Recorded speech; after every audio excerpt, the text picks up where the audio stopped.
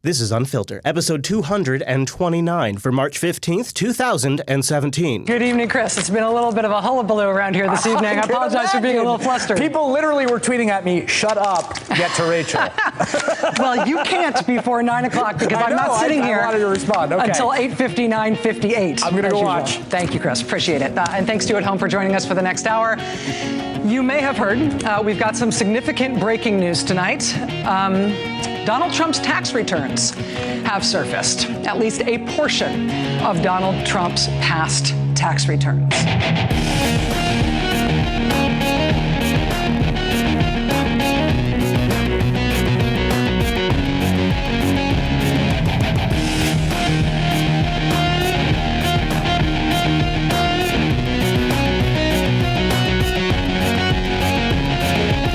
That's right. From tax returns to travel bans, we got it all covered this week on Unfiltered, Jupiter Broadcasting's weekly show about the news you shouldn't be watching. I'm Chase. There's Chris over there. Buddy. Hey, Chris.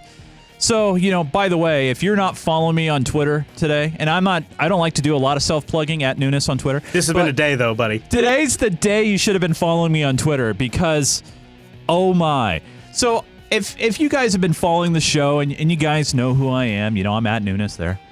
Which, by the way, Chase, you share the same last name as a representative in the U.S. government. A congressman that's on a very important council.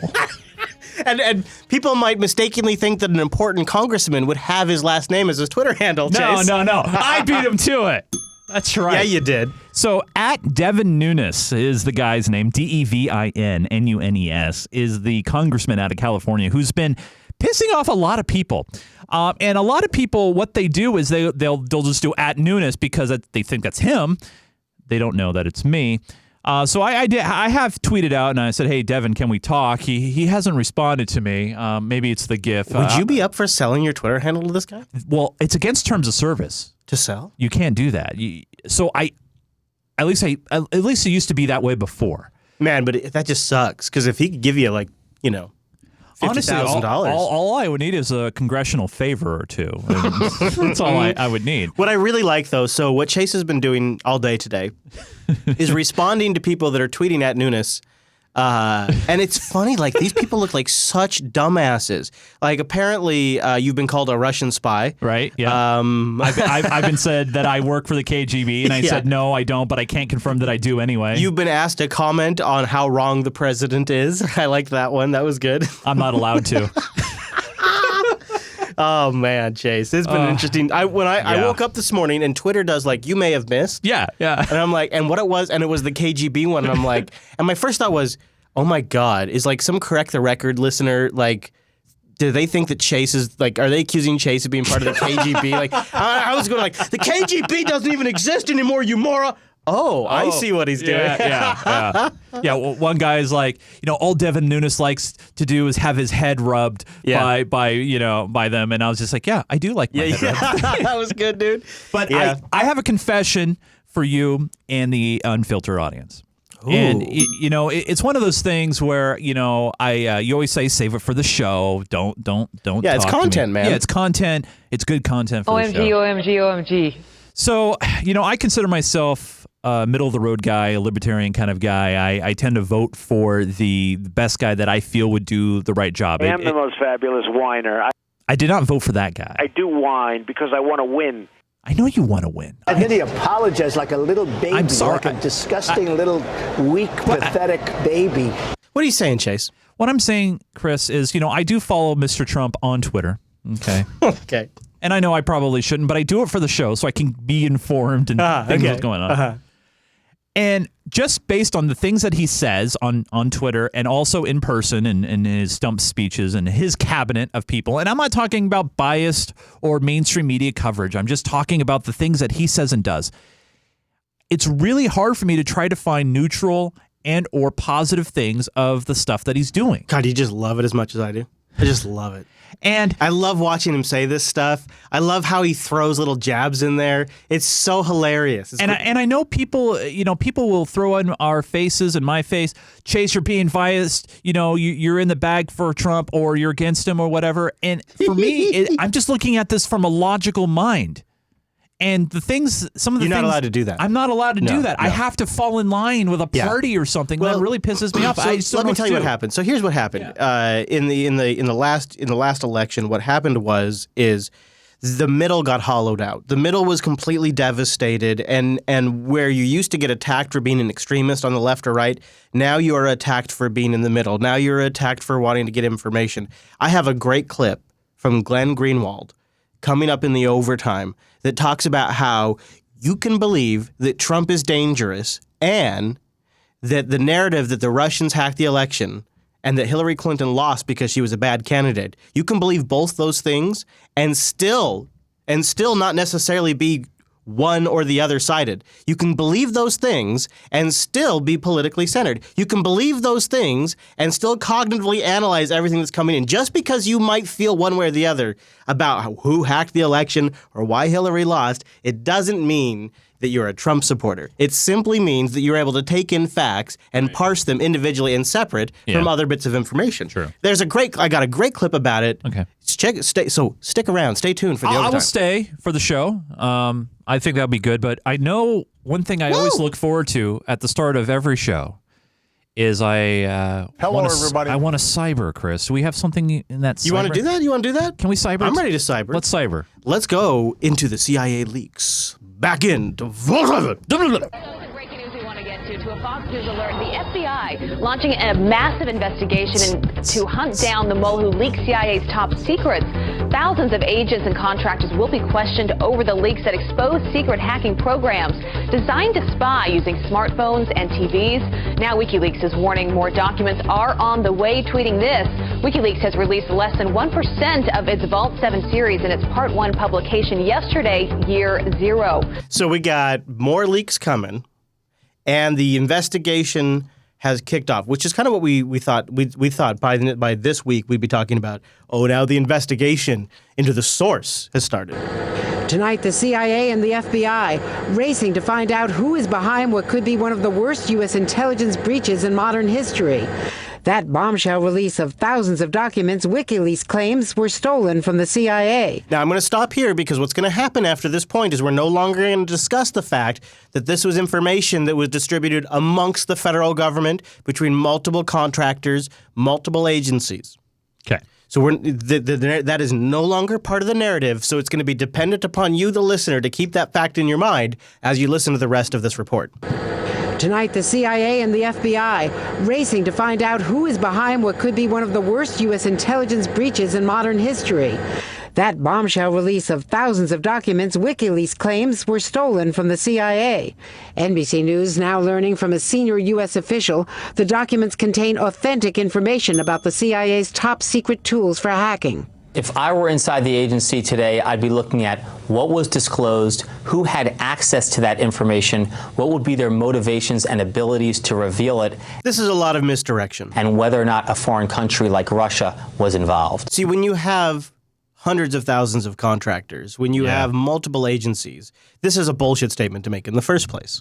Two U.S. intelligence sources telling NBC News Russia is suspect because of Moscow's ties to WikiLeaks. So now we just accept that it is fact, even though WikiLeaks has published damaging information about the Russian government, we just accept that it is fact. You know, I thought about this too, Chase. Yeah. If WikiLeaks is run by the Russians and they released Vault 7, why did WikiLeaks redact so much of the code?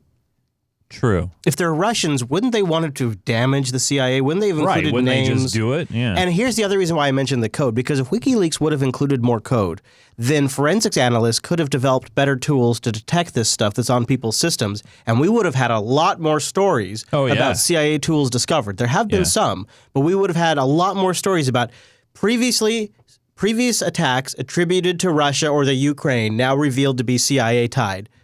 If they would have given us more code, that might have happened. It would have given the WikiLeaks stories more momentum, and yet WikiLeaks chose to redact that information to play it safe, which to me doesn't seem like something the Russian government would have done.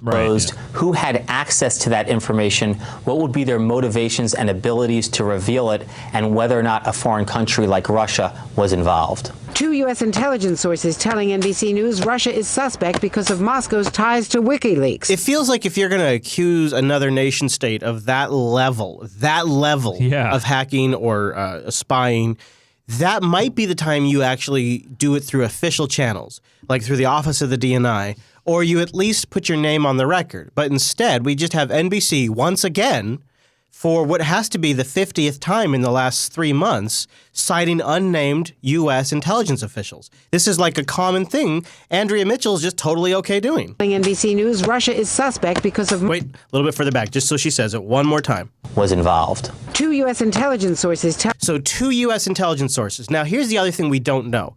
Does a U.S. what defines a U.S. intelligence source? Is it an active member of the U.S. intelligence agency? Is it a third approved party? Is it a former member, like your buddy Hayden? My buddy, yeah. Good Is friend. what defines that? I think that's something else they've never disclosed. What by that definition is that actually somebody who's active that would have current and up-to-date information with the actual situation, or is it someone like this person, who Jeremy Bash, who they're playing right now, who used to work for the CIA and is now commenting on it? Is it a former CIA member who's saying, well, this is a likely thing, or is it an active CIA member? What would be their motivations and abilities to reveal it, and whether or not a foreign country like Russia was involved? 2 U.S. intelligence sources telling NBC News Russia is suspect because of Moscow's ties to WikiLeaks and the hacked emails during the 2016 campaign. Could Russia have hacked the CIA? Or a worse nightmare, could there be a mole, a spy inside the CIA working for Vladimir Putin? Or could a contractor have just released the information for a little bit of cash from WikiLeaks? Other possibilities, a leak from British intelligence partners, or the U.S. consulate in Frankfurt, headquarters for the CIA's hacking operation. You know, just the entire consulate. Right. It is a major leak of material, and how they got it will be preoccupying the CIA for weeks to come. Another key question, how badly has the CIA's critical mission been compromised? What this does is reveal not just U.S. capabilities, but it gives a roadmap to America's enemies as to not only how to defend against these capabilities, but also how to use them. That's actually patently false. What year zero does is what it tries to demonstrate to some degree of success to another, that the U.S. government is stockpiling zero-day vulnerabilities that they are purchasing from the black market. Now, the thing about a zero-day vulnerability, this is what makes it a zero-day, is that it is an active exploit in something that is in use and production in the wild that there is no mitigation against.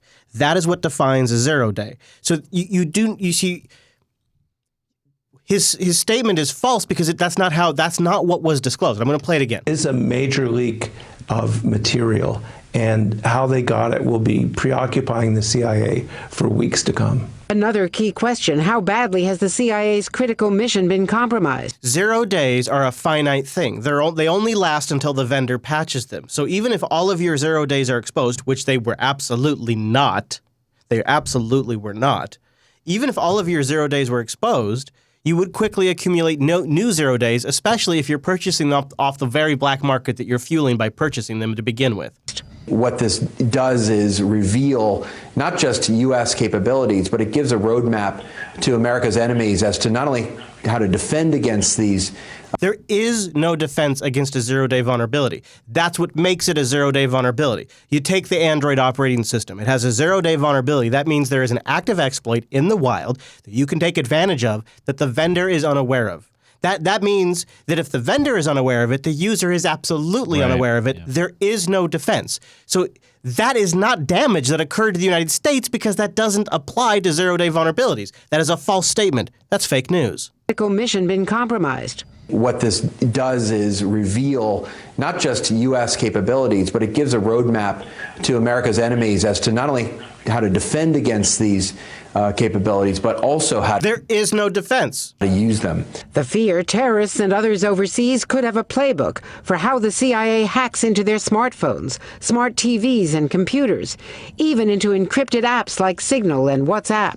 The CIA officials tell NBC News still propagating that they can hack WhatsApp and Signal and Telegram. Wow. They're still saying that. That's not what's they can get screenshot level access to the operating system. Right. Could have a playbook for how the CIA hacks into their smartphones, smart TVs and computers, even into encrypted apps like Signal and WhatsApp. So we have continued great coverage of Vault 7 by NBC, who seems to be really doing an excellent job of making it more convoluted than possible. Does Glenn Greenwald give any credence to a conspiracy theory that's now getting legs, which says, hey, it wasn't the Russians playing games with our election, it was actually the CIA playing games with our election? Now, I like this idea because what he's asking is, well, maybe it wasn't the Russians. Maybe it was like a rogue faction of the CIA. Yeah. And it's interesting to even to hear this mentioned on CNN. Do you mean the permanent government? Yeah, the deep state. And why does that have to be mutually exclusive? Right. Why do these have to be two things? Why can't the Russians want one outcome for the election and a certain faction within the CIA want an outcome for the election, a certain faction within the FBI? Really, aren't we just witnessing proxy wars here to begin with? I think it was probably both, I think it was not just the CIA and the Russians, but I also think the FBI clearly sided with Donald Trump and did a lot of damaging leaks on purpose to hurt Hillary Clinton. It was almost like a proxy war, our election was, for unseen forces. And what I'm hoping is that we have a real investigation where the evidence is publicly disclosed so that we can stop playing these games with anonymous leaks by people with unseen agendas trying to manipulate public opinion, and we have a real examination of... I know. Yeah, he's right. He's dead on. All right. You get the point. Yes. What's actually true and what's conspiratorial nonsense. And until now, we don't have that, and that's very dangerous. Oh, one more. I'm sorry. And finish it off. I just think that was such Go for the kill. That's fine. Yeah. 3 congressional IT, information technology, IT employees have been fired. Now, this is a story that this was the best audio I had on it. That's all right. You know, I know. Little bit of a hum there. I got to make a little bit of a admission on the show right now. Wait, you're going to make an admission? I chose not to play that a month ago. Wow. I didn't play it. I believe we never played it on the show. And now I regret it because I don't know if this is an alternative to the Seth Rich story. I don't know but this is another possibility to the DNC leaks. So House Democrats have fired some IT staffers amid an investigation. And these IT staffers turn out to have connections to your good buddy, my friend, Debbie Wasserman Schultz. How's DWS doing? She's doing great. In fact, as of Wednesday, she now has one of these people that have been barred on her personal payroll as a technology consultant.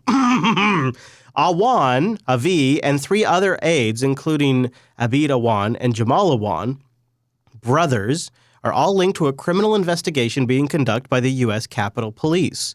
The 5 current and former House staffers are accused of stealing equipment from members' offices without their knowledge, committing serious, potentially illegal violations on the House IT network, and according to multiple sources with knowledge of the probe, this could be a fairly massive revelation. Armin Iwan is now working as an advisory to Wasserman Schultz after he got barred from going into the House. She brought him on to her staff. He's getting paid a big, fat salary, $2 million by her, which I'm not really sure why. She seems to have ties to his family overall as well. He's the lead suspect in a criminal probe into breaches of the House of Representatives information security systems. He possessed the password to an iPad used by the then Democratic National Committee chairperson, Debbie Wasserman Schultz. So he had her iPad password. Yeah. His brothers all work as IT professionals for members of Congress. They were barred from the House on February 2nd. Wow. By the Sergeant of Arms, like they were kicked out, like it was a big deal. Then Debbie swoops in and hires the IMRAN brother, hires him as a technology consultant to her office for $2 million a year. Wow. Brings him in as soon as he sweeps in. She puts in a bunch of obstructions into the investigation. And you can go back into the WikiLeaks emails, and you can see that he was employed by the House office of the Florida Democrats, which is where Debbie Wasserman Schultz is. Yeah. And that he also worked with the DNC staff. And there's an email on WikiLeaks where they talk about giving him a password so he can log in and help somebody with computer problems. So he had access to the very emails that were leaked. Wow. Holy crap. Also, after he was snagged up by Wasserman Schultz back in 2005 for some work, He also hired a few of his relatives. They're all getting paid like a collected combined $5 million from different Democrats. Jeez. Over the last 6 years, the individuals in questions have worked for 80 members of Congress, and in some cases, they have stolen their hardware and then sold it back to those members of Congress for a massive premium, getting root or administrative access to their computers. Whew. Holy crap. Yeah. Wow. Earlier this year, the brothers were accused of doing this scheme so that this is what begun the investigation. Yeah, Meanwhile, yeah. this was earlier this year, right? Debbie's been working with them since 2005.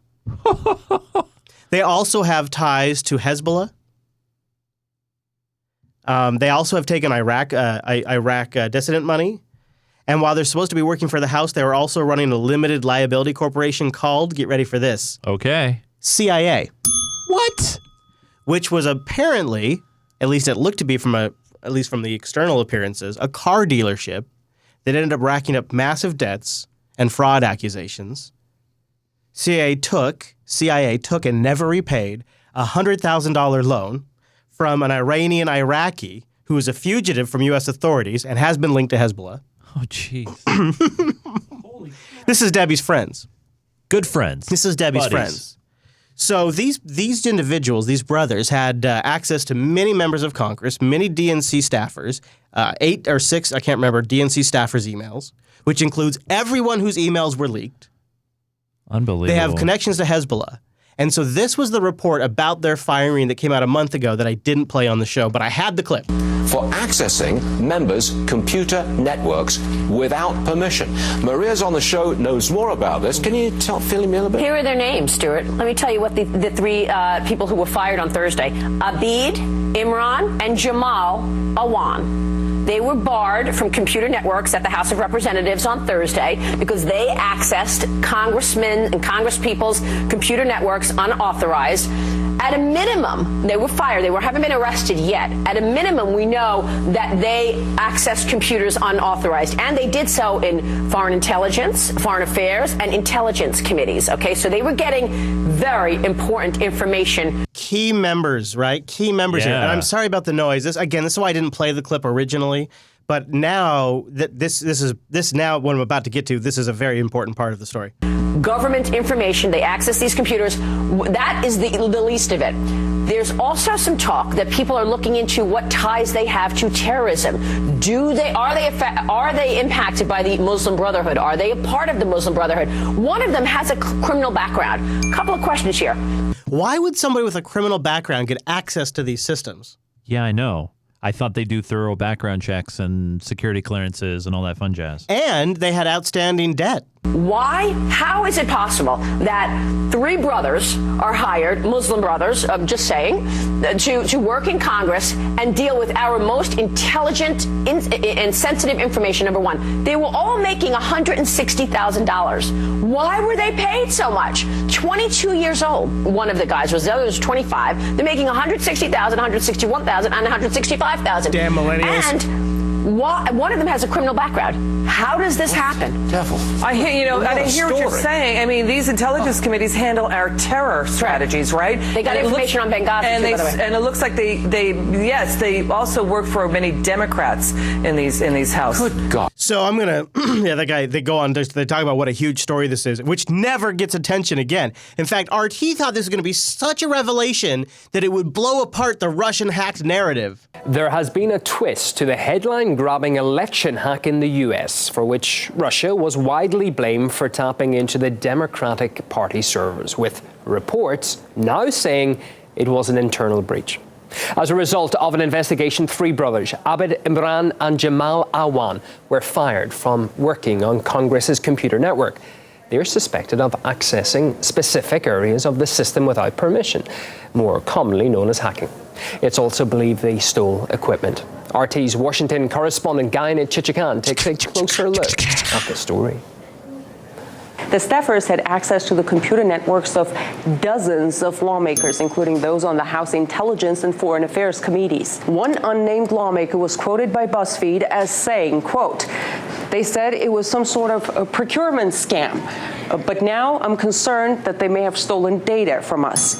They got greedy. If they would have just stuck to the procurement scam or the stealing of the emails, they wouldn't have got caught. But they got greedy. Too much. Who knows? Meanwhile, a number of congressional members who employed the 3 IT specialists have already fired them, but not all. For instance, as of Monday, Congresswoman Debbie Wasserman Schultz still employed one of the suspects, Imran, who is reported to have worked for her since 2005. You know, it's interesting to watch this because remember when Debbie got fired from the DNC? Hillary swooped in and hired her and gave her a role in the campaign. Yeah. And now, you almost see Debbie doing the same thing for this IT person. And I almost wonder if it's hush money. Shut up. Don't screw up the Russian narrative. You're going to be my IT consultancy. And I'm going to pay you Here's well. a huge fat payment. Yep. Just shut up, work for me for a little while, and let this Russian thing play out. Just let us do this. Because it's so much more important for the DNC to say they were hacked by a state actor. Yeah. It's so much more of an attack. Yeah, you know, it fits the story. And it was the perfect political climate for them to seize on that and say, oh, it was a state actor, it was a state attack, it was Russia likes Trump. And if this guy came out and said, well, actually, it was me, or if it came out that it was Seth Rich, either one of these would completely blow apart. Apparently, Vault 7 demonstrating that the CIA leaves fingerprints of Russians, that wasn't enough to convince people. We would really need something like this person to come out or a huge break in the Seth Rich case. But in the meantime, Debbie's paying for this guy to sit around on his butt. Was reported to have worked for her since 2005. Just a reminder, Debbie Wasserman Schultz was forced to resign from her position as the Democratic National Committee chair after her emails were leaked to the public. She, along with the Democratic Party and the U.S. intelligence community, blamed the Russian government. While the alleged hack by Russia was the main story in town, other security breaches seem to have flown under the radar. In October, police arrested National Security Agency contractor Harold Martin, who, according to prosecutors, stole a staggering 50 terabytes of government data. Wow. Some of it marked secret or top secret. The prosecutors say the theft occurred over a period of 20 years as Martin worked with different government agencies. Chances are you've never heard of him. Anyway, with staff like this, who needs Russian hackers? Oh, that's a great line, right? With staff like this. Ooh, that is pretty great. So that Fox Business report that I didn't play a month ago, but I sat on like a moron, I couldn't believe it when I saw today they had an update to the story. Like, what are the chances? Right, yeah. Like, I'm looking at this clip today. I was like, man, I probably should have played this clip. And then I start digging around, and I accidentally found that they have an update to the story posted today. Technology contractors. Yeah, it still has a horrible buzz. I'm sorry, Fox guys. Business are now under investigation. Now, this is related to a story that we brought some time ago, I think, Ash. Give me some more on this. These contractors were brought in, at least 6 now, under investigation, focusing on their access to house computers. In particular, did some of these, including one that worked for Debbie Wasserman Schultz, this IT person was working with her, had unauthorized access to the House computer system. Were emails possibly hacked?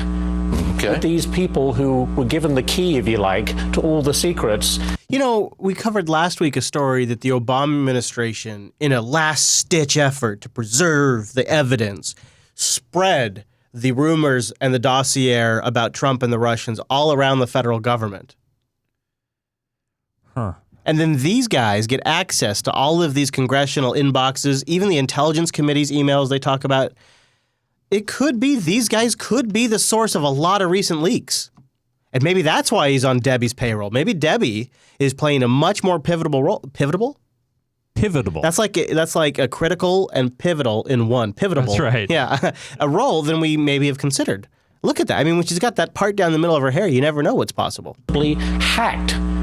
Okay. These people who were given the key, if you like, to all the secrets, they weren't authorized to do this. Wasn't it 3 brothers? 3 brothers. Who earned a small fortune. Yes, they would take equipment out, and then it was like a procurement scheme where they would sell it back to the House, back to the Congress at much higher prices. So there's all sorts of things going on here. The question is, how could people who weren't properly vetted get into these House computers and all the secrets contained there, within? Well, certainly the emails, but there was other issues going on. 3 brothers, and maybe now they say extended family members. Well, extended family members who are getting paid. And I have in the show notes, Debbie is apparently friends with the family. Oh, man. That could be a very important story. If you've got access to all these high-flown congressional people, you've got access to their computers, and you're not on the up and up. That's a big problem. Very good story. Okay. Yeah. So let's just sit on it for another month. Jerks. They went nowhere with it. So that's your cyber for this week. What'd you think? That's a very good cyber. Was it good cyber for you? You know what? I feel exhausted. Let's shift gears to, I think, what people are. There's the taxes and the tapping. The taxes and the tapping. The wiretapping of Trump's lines from Obama and the taxes. So there was a deadline. I don't know why there was a deadline for the proof that Trump was wiretapped, but there's not a deadline for the proof that the Russians hacked the DNC. I don't know why we have a deadline for one and not a deadline for the other. I meant to look into it before the show because I'm sure there's a reason, but I don't know what it is. I don't understand why we have, well, Mr. Trump or the Department of Justice has to provide evidence of these claims within a certain amount of time, or we won't investigate. But then when it comes to the Russians meddling, quote unquote, with the election or hacking the DNC, we can just speculate for months. I don't understand why. Anyways, missing from the entire discussion around was Trump wiretapped or not is the Snowden reality. It's like we just forgot about Edward Snowden and all of the NSA leaks. Like we're so focused on did they go through the Department of Justice or did they go through the FBI to do a wiretap of Trump lines. We're so focused on this bullshit scenario that we fail to recognize the fact that the NSA is still doing bulk surveillance. They're still collecting all of the metadata of U.S. citizens via the cellular companies and the phone companies, and that there's an entirely new level of surveillance that can take place that does not require the FBI or the Department of Justice. And so I have failed to witness any discussion in the media with this reality in the context, except for when it comes to the judge. Our first guest tonight says the president can order the NSA to install any wiretap of anyone at any time, and he does not require a warrant. Joining us tonight, Fox News senior judicial analyst Judge Andrew Napolitano. The judge. That statement, Judge, has just cleared away.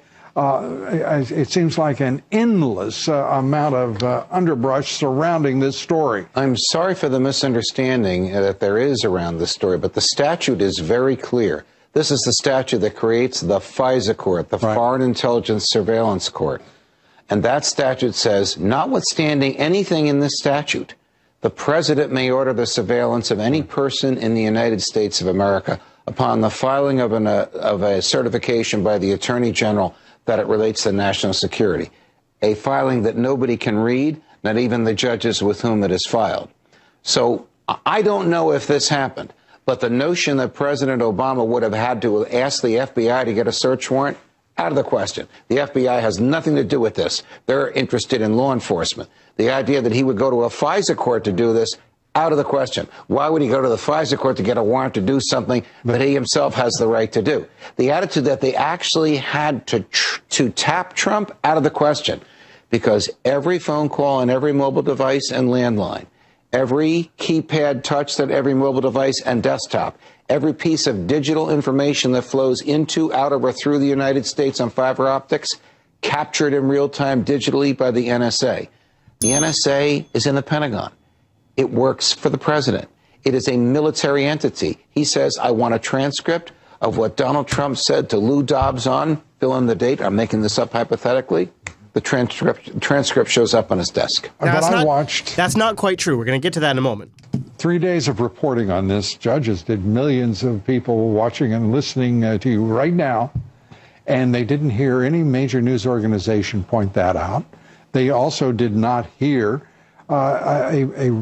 any representative of President Obama categorically say that there is no way that we would have permitted the President of the United States to wiretap, to surveil, to read the emails. In fact, if we played Josh's response, you remember Josh is like, well, Martha, what I can say is that we would never get in the way of the United States intelligence officials from... So the judge goes on a couple of days ago. He has that interview, and he was kind of wrong about the process there. And I think after he got on the air and he made that statement, it's possible he was contacted by again, people in the intelligence agency. I'm going to play a clip here in a second. Who knows if this is accurate? Judge Napolitano could be making this shit up. He could be 100% right. Who knows? I do think about if I was going to give more credibility to Josh Earnest or Judge Napolitano, I would probably give it to Judge Napolitano. If I was honest, I tend to think that Judge Napolitano, he has less to lose here. So what he's about to say in this interview, I also have audio of Judge Napolitano saying in a radio interview not connected to Fox News. Judge Napolitano is not an employee of Fox News. Judge Napolitano doesn't have to say this. And he seems to have more specifics, although it's still vague, but he seems to have more specifics than we generally get. But I think this could be why Donald Trump will never have proof that he was monitored. The Department of Justice will never have proof. The FBI will never have proof. There will never be any proof that Donald Trump was monitored because of what he's about to lay out. Meanwhile, the White House faced with yesterday's deadline to show proof Trump Tower was wiretapped ahead of the election. Now explaining what the president really meant by his explosive claims, here's Sean Spicer. Go Spicy Sean! Spicy! He doesn't really think that President Obama went up and tapped his phone personally. I think, but I think there's no question that the Obama administration, that there were actions about surveillance. The president used the word wiretap in quotes to mean broadly surveillance and other activities. That's not what he Judge said. Napolitano said. That is not what he said. He What, said Trump? that Obama had his wires tapped. We read the tweet on the air. Yes, we did. And it was wiretapped, was in quotes. So? Why would you put it in quotes? Because he's trying to emphasize something. No, dude. Come on. A That tweet sounds like is cognitive dissonance right there. A tweet is a tweet, Come on. though. Wiretapped, it means You can't. I'm calling hold on. this wiretapping, But you know what? air quotes. I'm sorry. Air quotes. But you know what? You can't, just like in a chat room or a one-on-one chat operation or a tweet, you can't, what's the word I'm looking for? You can't have that infliction. You don't I agree. know. It's You the don't worst know. medium possible. Yes. But I do think that I actually think he carefully words his tweets. In fact, I very succinctly read the tweets last week with the commas, with the quotes, because I think it does matter. I really do believe that he put wiretapped in quotes because he is a 70-year-old man, and that's what 70-year-old men call it. They don't realize that it's Section 301 of bulk metadata collection that is being analyzed by the X-Selector program and then being relayed via the NSA. Like, that's not his parlance. His parlance is wiretapped. He's a 70-year-old man. Right. So he put it in quotes, wiretapped, because he knew that wasn't exactly what it was, but he only has 140 characters, so he has to relay the idea. Well, he can tweet as many times as he wants, as he's proven.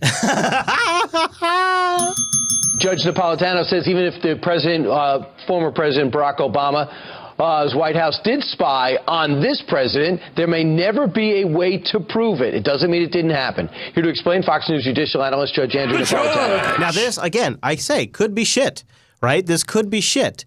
However, I just, if we had never seen the Snowden leaks, if we've never seen Vault 7, you could make a stronger case that this was Fox News trying to cover for Trump. But I think the only reason why you would really tell yourself that is because you have the luxury of being that naive, because these intelligence agencies that he's speaking about are taking care of problems that you've never had to worry about.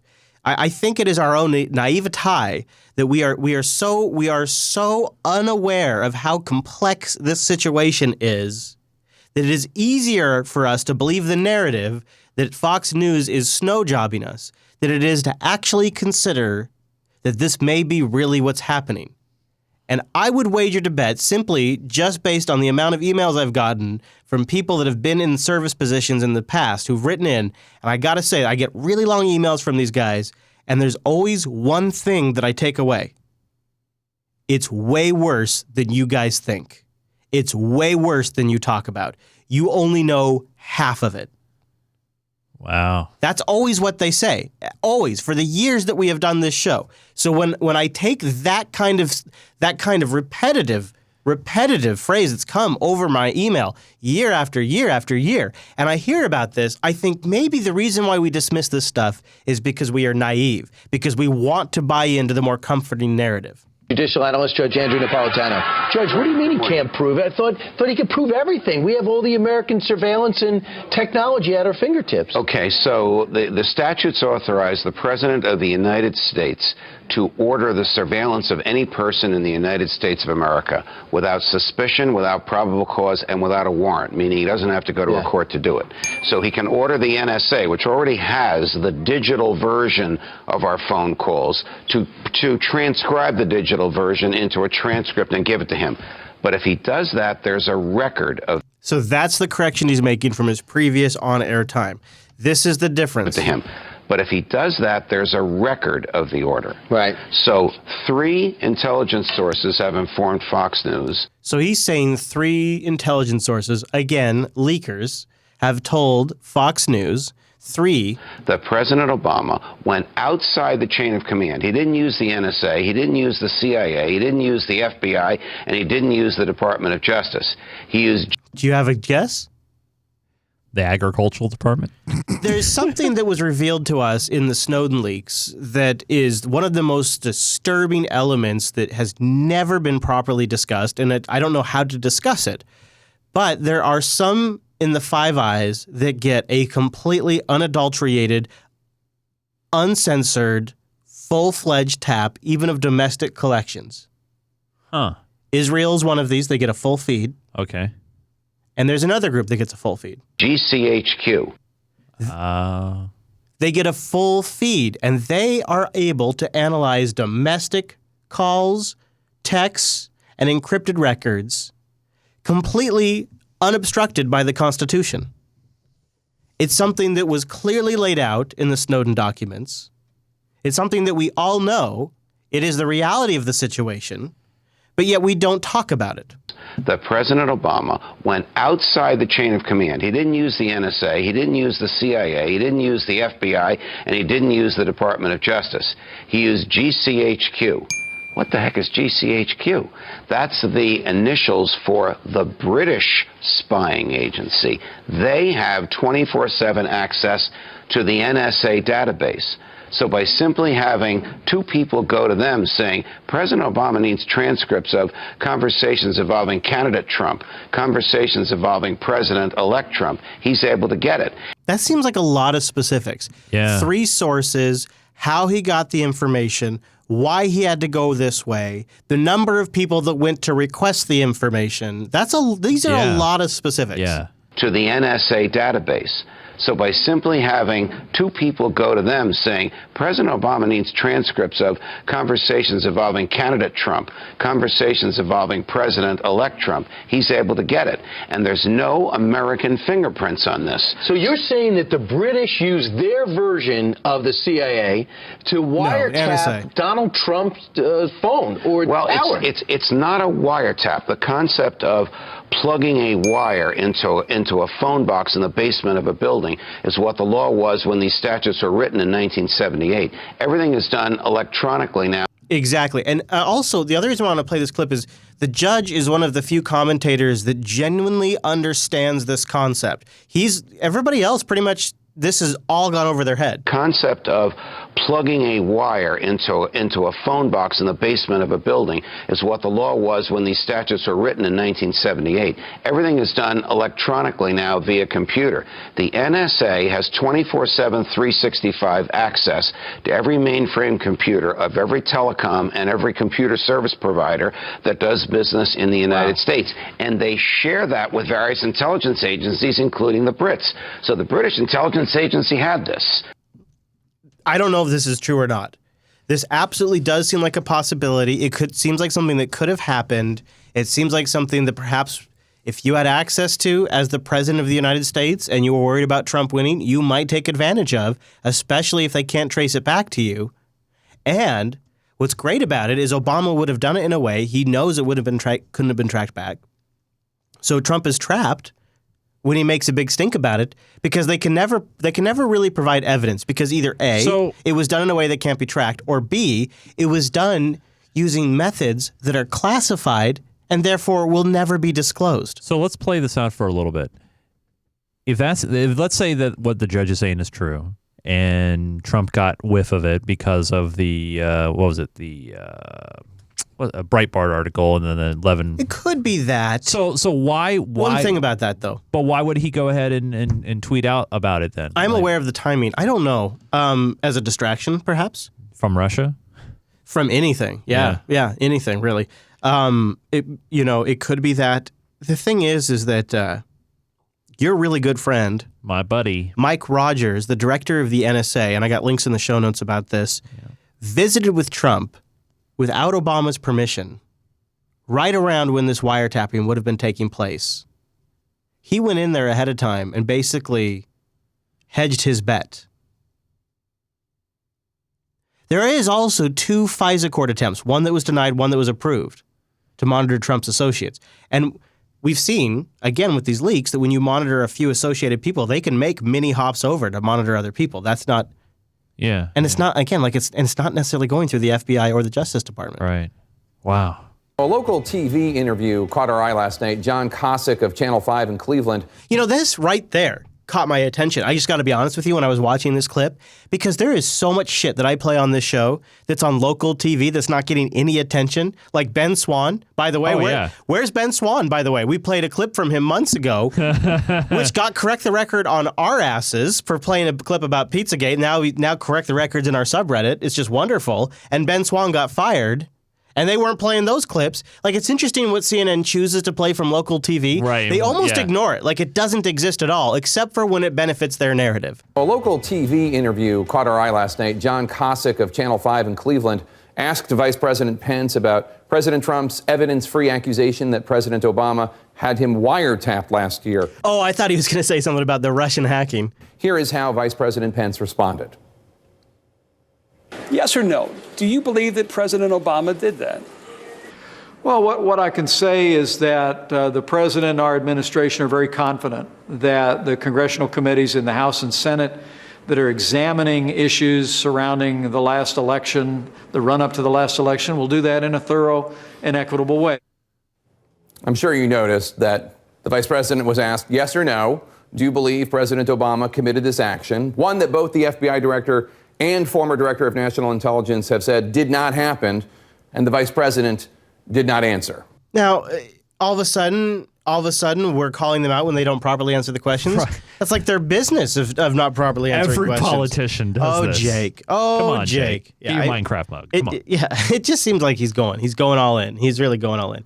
The reason why I don't understand why Jake seems so outraged is his own fellow journalists have been tapped. In fact, there was a former CBS reporter while this show was just getting on the air that was fired and her lines were tapped. She broke big stories involving both the Benghazi scandal and the Fast and Furious scandal. And in return, Emmy Award-winning journalist Cheryl Atkinson says she was silenced by her network CBS and perhaps even the Obama administration. She details her shocking story in the brand new book out today, Stonewalled, My Fight for Truth Against the Forces of Obstruction, Intimidation, and Harassment in Obama's Washington. We're joined right now by... So when we were first starting this show, before we went on the air, for about 6 months, I built up our clip production pipeline. I practiced like we had a weekly show, and I figured out how to collect clips because I knew that once the show started, what would happen is we would get on the air, week 1 would happen, we'd have a great episode, and then I would collapse in collecting all of the stuff I would need for the next week's show. I have other shows. Yeah. So for 6 months, and almost really a year before this show ever started, I built up this production pipeline. And there were times where Chase and I were driving around out here talking about audio shows and how we would like to do shows differently, comparing it to other shows, driving out around Savannah Meets, discussing all of this on the windy roads. And during this time, I was building a pipeline and I was creating mock shows. And one of the mock shows I created was around this woman. She was fired from CBS for covering Benghazi. Now, I didn't fully understand the situation back then, so I never really did anything with it. But now looking back on it, I have a much better understanding of the Benghazi situation. I was still developing my understanding back then. And to see this, it's interesting because there are so many parallels to what's going on right now. Author, journalist Cheryl Atkinson. Cheryl, great to see you. Thanks for in person, your first time on the couch. Yeah, thank you. So what made you say to yourself, this has been so pervasive and it's so egregious, I have to write a book about it? Well, a couple of people came to me and said they thought there was a book to be written, something about either my experiences to date or my experiences at CBS. The computer issue was not part of the plan at the time because the people who spoke to me didn't know about it. And of course, famously, you were one of the trailblazers of the networks covering Fast and Furious, and then you covered Benghazi. You tried to cover it as much as you can. And then we got some video, and this is from your cell phone. Tell us what's happening to your computer right there. The very fast wiping, which I think you missed, but for a couple of seconds, the wiping was at this hyper speed that some had falsely said can be duplicated with a backspace key holding it down. You're watching your computer. Somebody's operating it. And I was working on questions, and really a couple of pages of material just wiped very fast within a What was the matter of a couple topic? What was seconds. it about? I was crafting questions for an interview with Ambassador Thomas Pickering of the Accountability Review Board. On Benghazi. And I found that I could only stop it if I put my thumb on the mouse pad, and I could pause it, but as soon as I let up again, more stuff would wipe. Of course, at first I thought that sounded really stupid, but then I thought, well, what if they were actually trying to make it noticeable? It wasn't something I couldn't recreate. This was described to me by the experts who looked at it afterwards as an attempt to let me know they could do that. And this was many months after 3 separate computer forensics analyses had said there were these remote intrusions in my computer. And you also had problems with your phone, with it clicking off, dialing right in, going right to voicemail, not being able to communicate. It became a joke with your friends. What were you thinking during this entire time? Now, I don't know if any of this ends up being true, but the surveillance of journalists, that part is something that has been established. So I find this whole, like, if the journalists themselves are getting surveilled, if Congress members are getting surveilled, why is it such a stretch to think that a presidential candidate might be getting surveilled? It doesn't seem like a big stretch to me. No, it's totally not. I bet all the candidates, all the major presidential candidates, probably are under some sort of surveillance during the election. And would it, if it wasn't Obama, so let's say it was Trump that was in office and Obama was running, would we doubt that Trump surveilled Obama? No, I don't think there would. We would think, of course, Donald Trump abused his power and he surveilled the opposition candidate. Right. But because it's untouchable Barry, because we've all bought into the Barack Obama narrative. Hope and change? We just, it must be outrageously untrue. It must be. And I think even if it is false, the concept that there is a group of people inside the different agencies that apparently have it all out for Trump, that's not that crazy. With Congress to fix it. Hunter. Thank you, Sean. Does the White House believe there's such a thing as the deep state that's actively working to undermine the president? That's so stupid. The deep state. Is he so stupid? With Congress to fix it. Hunter. Thank you, Sean. Does the White House believe there's such a thing as the deep state that's actively working to undermine the president? You see how he used the quotes? Mm-hmm. Well, I think that easy there's to no emphasize, though. Easy to emphasize, though, in that kind of setting. In that kind of context? Yes. Well, I think that there's no question when you have 8 years of one party in office that there are people who stay in government or affiliated with, joined and continue to espouse the agenda of the previous administration. So I don't think it should come as any surprise that there are people that burrowed into government during 8 years of the last administration and, may have believed in that agenda and can want to continue to seek it. I don't think that should come as a surprise to anyone. Is that shocking? He's not saying that it's some deep state. He's saying that there have been people who have been around for a while and they think politics should work in a certain way. And they're still around. And I think that happens with every administration that has happened through the past, 150 years. Like, did you see this big hoopla, this big hoobadoo? I can't remember what Rachel Maddow called it, but there was this big to-do about them firing a bunch of attorneys. Oh, yeah, the U.S. attorneys. And that happens all the time. Yeah, I think what triggered, though, the Triggered. You said triggered. I know. What kind of triggered the fallout on that was the district attorney from New York, who was asked by Trump, hey, can you stay on? Will you stay on? So I think they honed in on that part. the other part, yeah, that's always happened. I wasn't too concerned about that. But when you got an attorney saying, Trump said, hey, he wanted me to stay on. He asked me to. And I said, okay, sure, I will. And then all of a sudden this happens. Yeah, I can understand the little brushback on that. Just for that guy. For the other guys, no big deal. That feels like the kind of shit that has never, ever been reported on before. Like, nobody's ever really taken notice of that. Really? That feels like a real nuanced thing about the United States government that in the past would never have gotten reported on. It was a flash in the pan, though. Yeah, you're right. It was. Yeah. Once the clips of Napolitano, or not Napolitano, Janet Reno and Clinton firing like 98 attorneys in one day, once those started surfacing, people shut up. Actually, you know what? It has been reported on. I remember because the district attorney of Seattle 8-9 years ago, he was fired, and he was a great guy. Yeah, it gets reported on. It does. Yeah, it does. It's just this whole back and forth drama of it seems.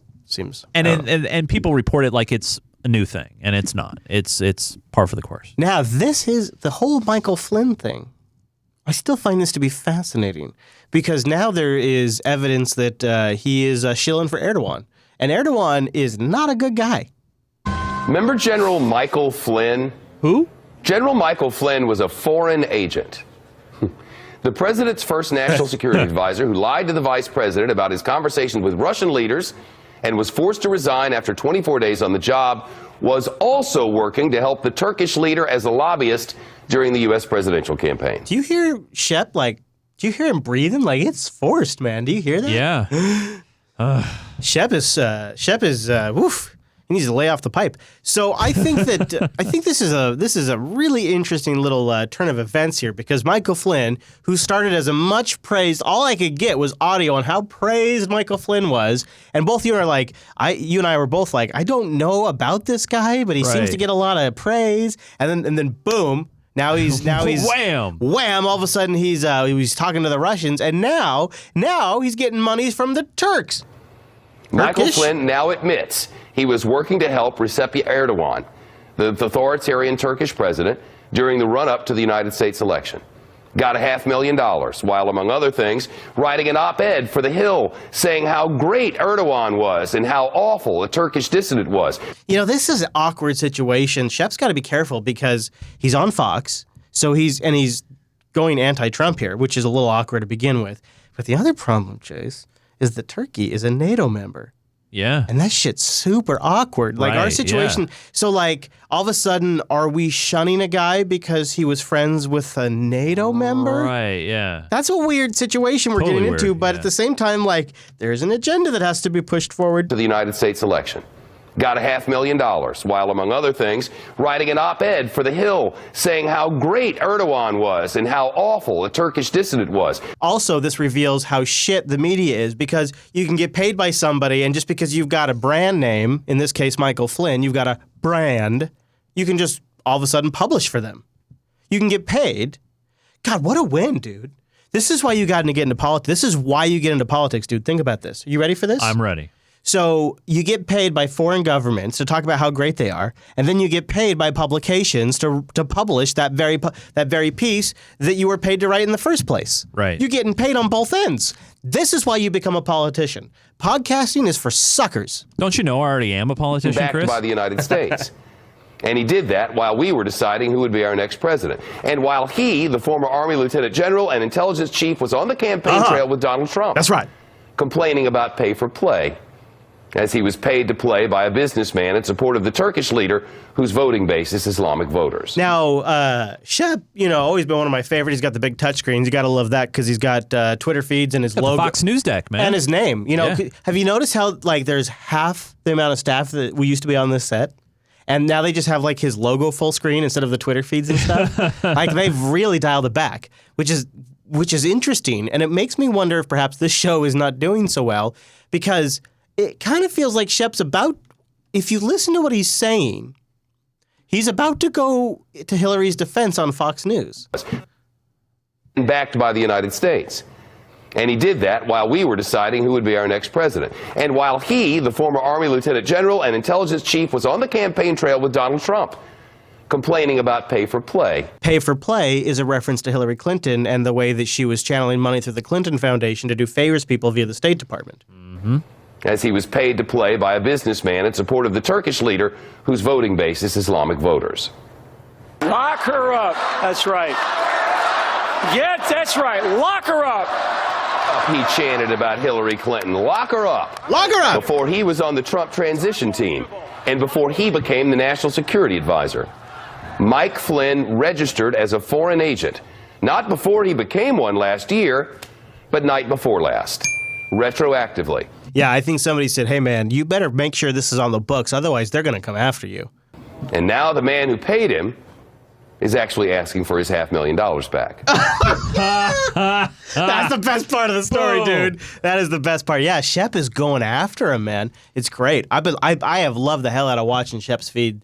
It has been good stuff. I haven't gotten a lot of clips out of Shep recently, but it's been really good. Well, they're going to keep Shep because, remember, Fox News is fair and balanced. And, of course. they got to have that other point of view. Of course. And, if things get rough, Chase, you could always take out your aggression by hopping the White House fence. Oh. Here's what President Trump had to say about this midnight security lapse. Do you remember what Chuck Schumer said a few months back? He said that if you cross the intelligence agencies, they got 5 ways from Sunday of getting back at you. That's right. I remember that.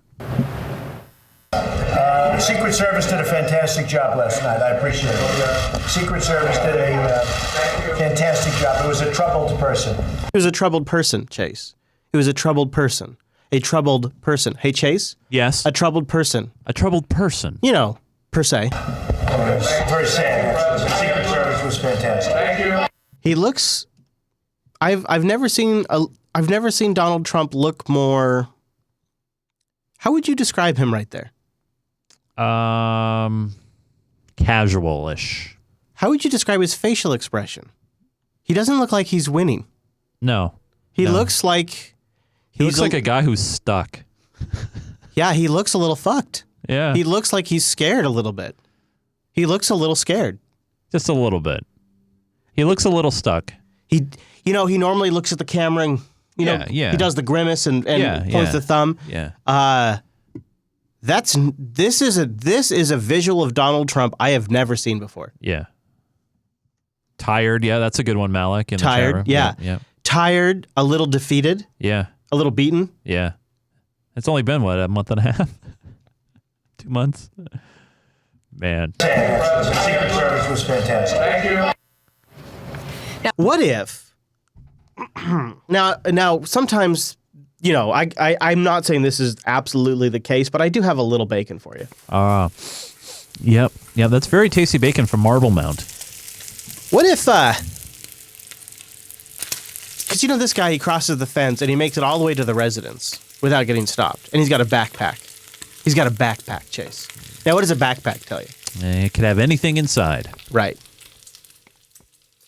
Is this a message from the intelligence agencies? Did they find some lunatic and coerce him to do this? Ooh. Put a backpack on him and send a message and say, we can get to you any way we want. We can get to you through the media. We can get to you through your allies. We can get to you physically. Wow. Just to scare him up a bit? Just a bit. Oof. Just a bit. Just to freak him out a little bit. Oh, boy. Whew. I don't know. I don't think so. I think that's probably, but it's interesting to think about it a little bit and keep watching that story, because if that's true, then what next would seem to me would be like he's going to these rallies right now. Somebody gets close to him at a rally. By the way, I don't know if you heard, but they're going to raise the fence around the White House another few feet. There you go. Good. Yeah. And put some drones out there, Chase. So let's see if there's any more examples where it escalates a little bit. Then that might prove it out to be true. All right. Well, moving on. Let's stop talking about that troubled man and let's talk about Donald Trump's troubles with his tax returns. This was an interesting thing because this is when Chris has to go into work mode at the end of the day. So I'm at home and I see the tweet from Rachel Maddow. Yeah. We've got Trump's taxes on the show tonight. Seriously. So I watch in anticipation of a major revelation. Good evening, Chris. It's been a little bit of a hullabaloo around here this evening. I apologize for being... So these two are beside themselves with excitement. Rachel Maddow, this is the apex for her of what has been a ratings bonanza since Donald Trump was elected. She even beat out Fox News recently in the ratings. Did you know this? No. She's been killing it, dude, with the ratings. So this was the sort of knock it out of the park, home run, let's get all the ratings we can, take advantage of it, and she was in full-fledged, totally obnoxious mode last night. Good evening, Chris. It's been a little bit of a hullabaloo around here this evening. I apologize for being a little flustered. People literally were tweeting at me, shut up, get to Rachel. Well, you can't before 9 o'clock. These guys are, I can't even describe, how would you describe their facial expressions right now, Chase? Oh, ecstatic. Elated, yeah. Ecstatic, yeah. Yes. Because I'm not sitting here I wanted to respond. Okay. until 8:59:58. I'm going to go watch. Thank you, Chris. Appreciate it. And thanks to you at home for joining us for the next hour. You may have heard, we've got some significant breaking news tonight. Donald Trump's tax returns have surfaced, at least a portion of Donald Trump's past tax returns. Now, I don't know what happened here, but the tweet got everyone in the news business to tune in. And watching Twitter at this moment was hilarious because it's like watching the Oscars and everyone's quippy commentary. Yeah. All of the journalists were tweeting their commentary about Rachel Maddow in real time. She's got the big revelation. Now, her tweet says, we've got Trump's taxes. Now she says we've got a portion of Trump's taxes. I don't know if it's her ego. I don't know if it's her desperation to establish a narrative. But what happens from this moment, and I have the entire thing in the supporters sync, was 20 minutes of Rachel Maddow building the case for why U.S. presidents must release their taxes. Now, all of us agree, for the most part, that he should do that. Absolutely. She doesn't need to do this.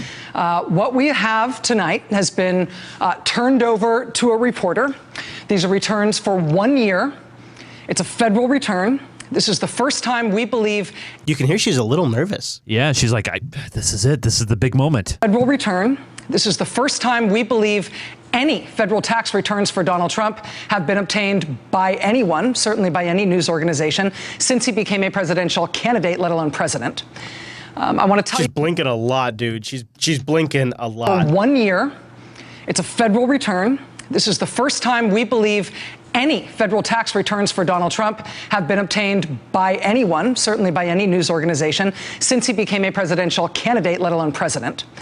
I want to tell you that the way we got this document, the way we got this Trump tax return is through David K. Johnston. David K. Johnston is a Pulitzer Prize-winning investigative journalist. He's a specialist on tax issues and on financial reporting. David K. Johnston and his reporting shop, dcreport.org, that's who obtained this return.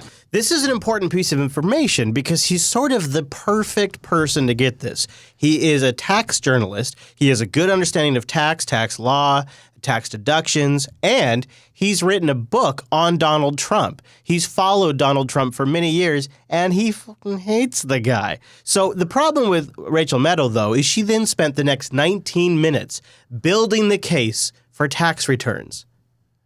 During this 19 minutes, the White House just released the information to everybody. They just preempted her. They confirmed what she had. And everyone went on the air, CNN, everyone went on the air and just laid out all the information while Rachel Maddow was building her case.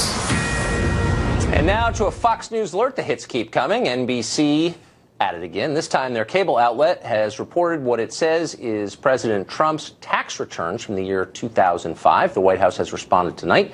Trace Gallagher is here with the details. Hey, Trace. And we're kind of watching Rachel Maddow as she goes on here, Tucker. Now, this is a jab because all of the media on Twitter at this point is incensed. If you really have something of national importance, you should have ran with it at the beginning. In fact, she even made people wait through 19 minutes of establishing why tax returns are important and then a commercial break. And that's when people lost it. So this guy's taking jabs saying, yeah, we're all sitting here letting Rachel run her mouth, but let's just tell you the information. And we're kind of watching Rachel Maddow as she goes on here, Tucker. And what we're learning is that she so far has revealed very little, if anything, about these taxes, saying that they were uncovered by an investigative reporter and that, in fact, the big mystery here is how these things surfaced in the first place, and maybe that would lead to further avenues of reporting. So I have a theory, and this is my bacon moment. I don't do bacon moments too many times on this show. Now, so just so we know. Yes. Really quick before you go to the bacon. All right. The American public finally getting a glimpse at President Trump's federal tax returns. Investigative journalist David K. Johnston obtaining the first 2 pages of Mr. Trump's 2005 taxes. The document shows he paid $38 million in taxes on more than $150 million in income, giving him an effective tax rate of roughly 25%. The White House confirming the figures in a statement on Tuesday night. So there's the details. He effectively paid 25% in taxes. All right. So here is my very tasty thick cut bacon. Ooh, by the way. Can I pepper this, or is it already peppered? No, please pepper it. Okay. Add some pepper. And you know, like bacon in the oven at 400 degrees. Just let it 20 minutes. sizzle there. Oh, it's so good. With the White House confirming right away that this tax return was authentic, meaning, you know, they confirmed the numbers and this, and they try to steal Maddow's thunder away.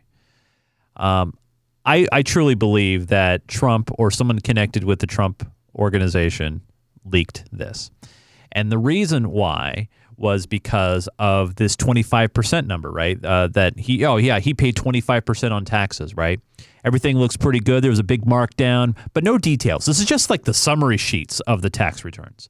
But on top of that, this is, I believe, the first return that Trump filed that showed that he was married to Melania Trump. Right.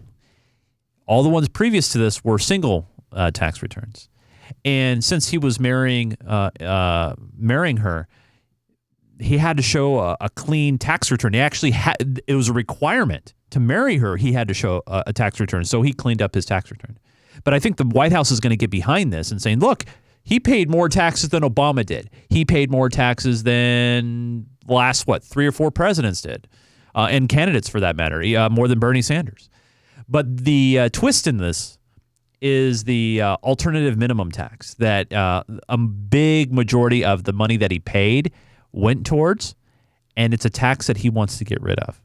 That's interesting. So this... I think, honestly, I just think this was a total plan. David Clay, the guy that originally found this stuff in his mailbox, kind of agrees with org, which has posted this document as of a few minutes ago. He's also the author of The Making of Donald Trump and the Pulitzer Prize-winning financial reporter who found the president's 2005 tax returns. So he is the guy that... I think this is an important thing to understand, is he's the one that wrote this book that... org, which has posted this document as of a few minutes ago. He's also the author of The Making of Donald Trump. So he's wrote this book, The Making of Donald Trump, which is the accumulation of 30 years of reporting of Donald Trump and how he's a scammer. The Pulitzer Prize-winning financial reporter who found the president's 2005 tax returns in his mailbox. David, thank you for being here. Delighted.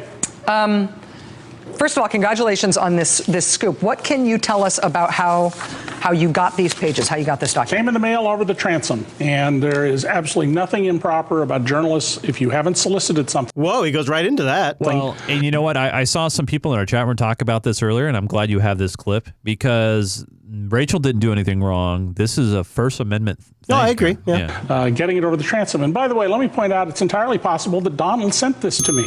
Donald Trump has, over the years, leaked all sorts of things.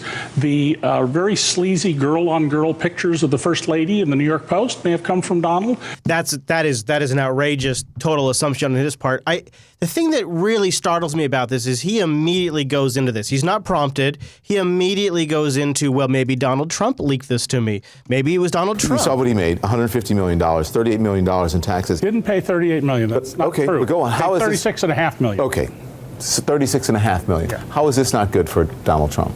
Oh, I think it may be good for Donald Trump. I mean, one of the things that's very strange about this is Donald Trump probably would benefit from releasing his tax returns with a lot of people.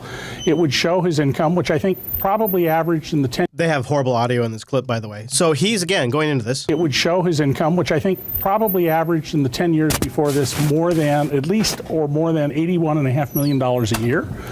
That would put him almost in the top 400 tax. You know, it almost sounds like someone fucking with their mic. And and then they shut a cabinet or something. Did you hear? I sounded like the mic being turned on and turned off. No, I don't know what it was. It almost like sounded somebody's mic'd and they're getting into a cabinet. Yeah, and they're going in the kitchen. It gets way worse. Oh, sorry, man. Try to listen to what he's saying. Tax returns. And I know that's pretty much the worst of it right there, but that's just someone's falling asleep at the it controls. Is literally CNN's audio production is worse than Unfilter, which is the only reason we're even here is because of patreon.com/unfilter, and we have some patrons that keep us going, and we are able to have better audio quality than Fox Business or CNN.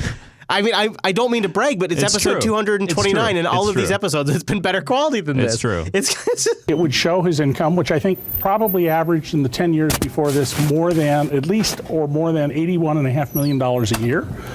That would put him almost in the top 400 tax returns. Why is he hiding his tax returns? Well, I think he doesn't want us to know other things. Yeah.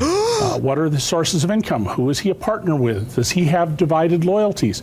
Remember, Donald also has a long history of being very deeply involved with serious, vicious criminals, convicted felons, and in particular, a major cocaine trafficker he risked his fortune to show his loyalty to.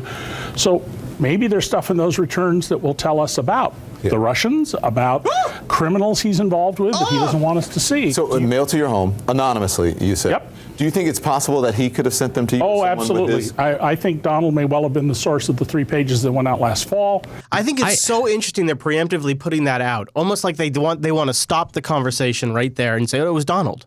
It was Donald. This is how he works. It was Donald. You know, and it's not outside the realm just because of how quickly. See, I agree. And here's the other thing I want to add into that I forgot to add. How has the White House been so far when it comes to accusations and leaks and information? We're not going to talk about that, or that's a leak. Or they're aggressive. Sean Spicer is like all over. Trump's tweeting out like mad. But in this instance, they're all on board. They're on board, hands off. I have an issue with it. So I think would you agree that this reporter seems to be anti-Trump? Oh, Don Lemon? No.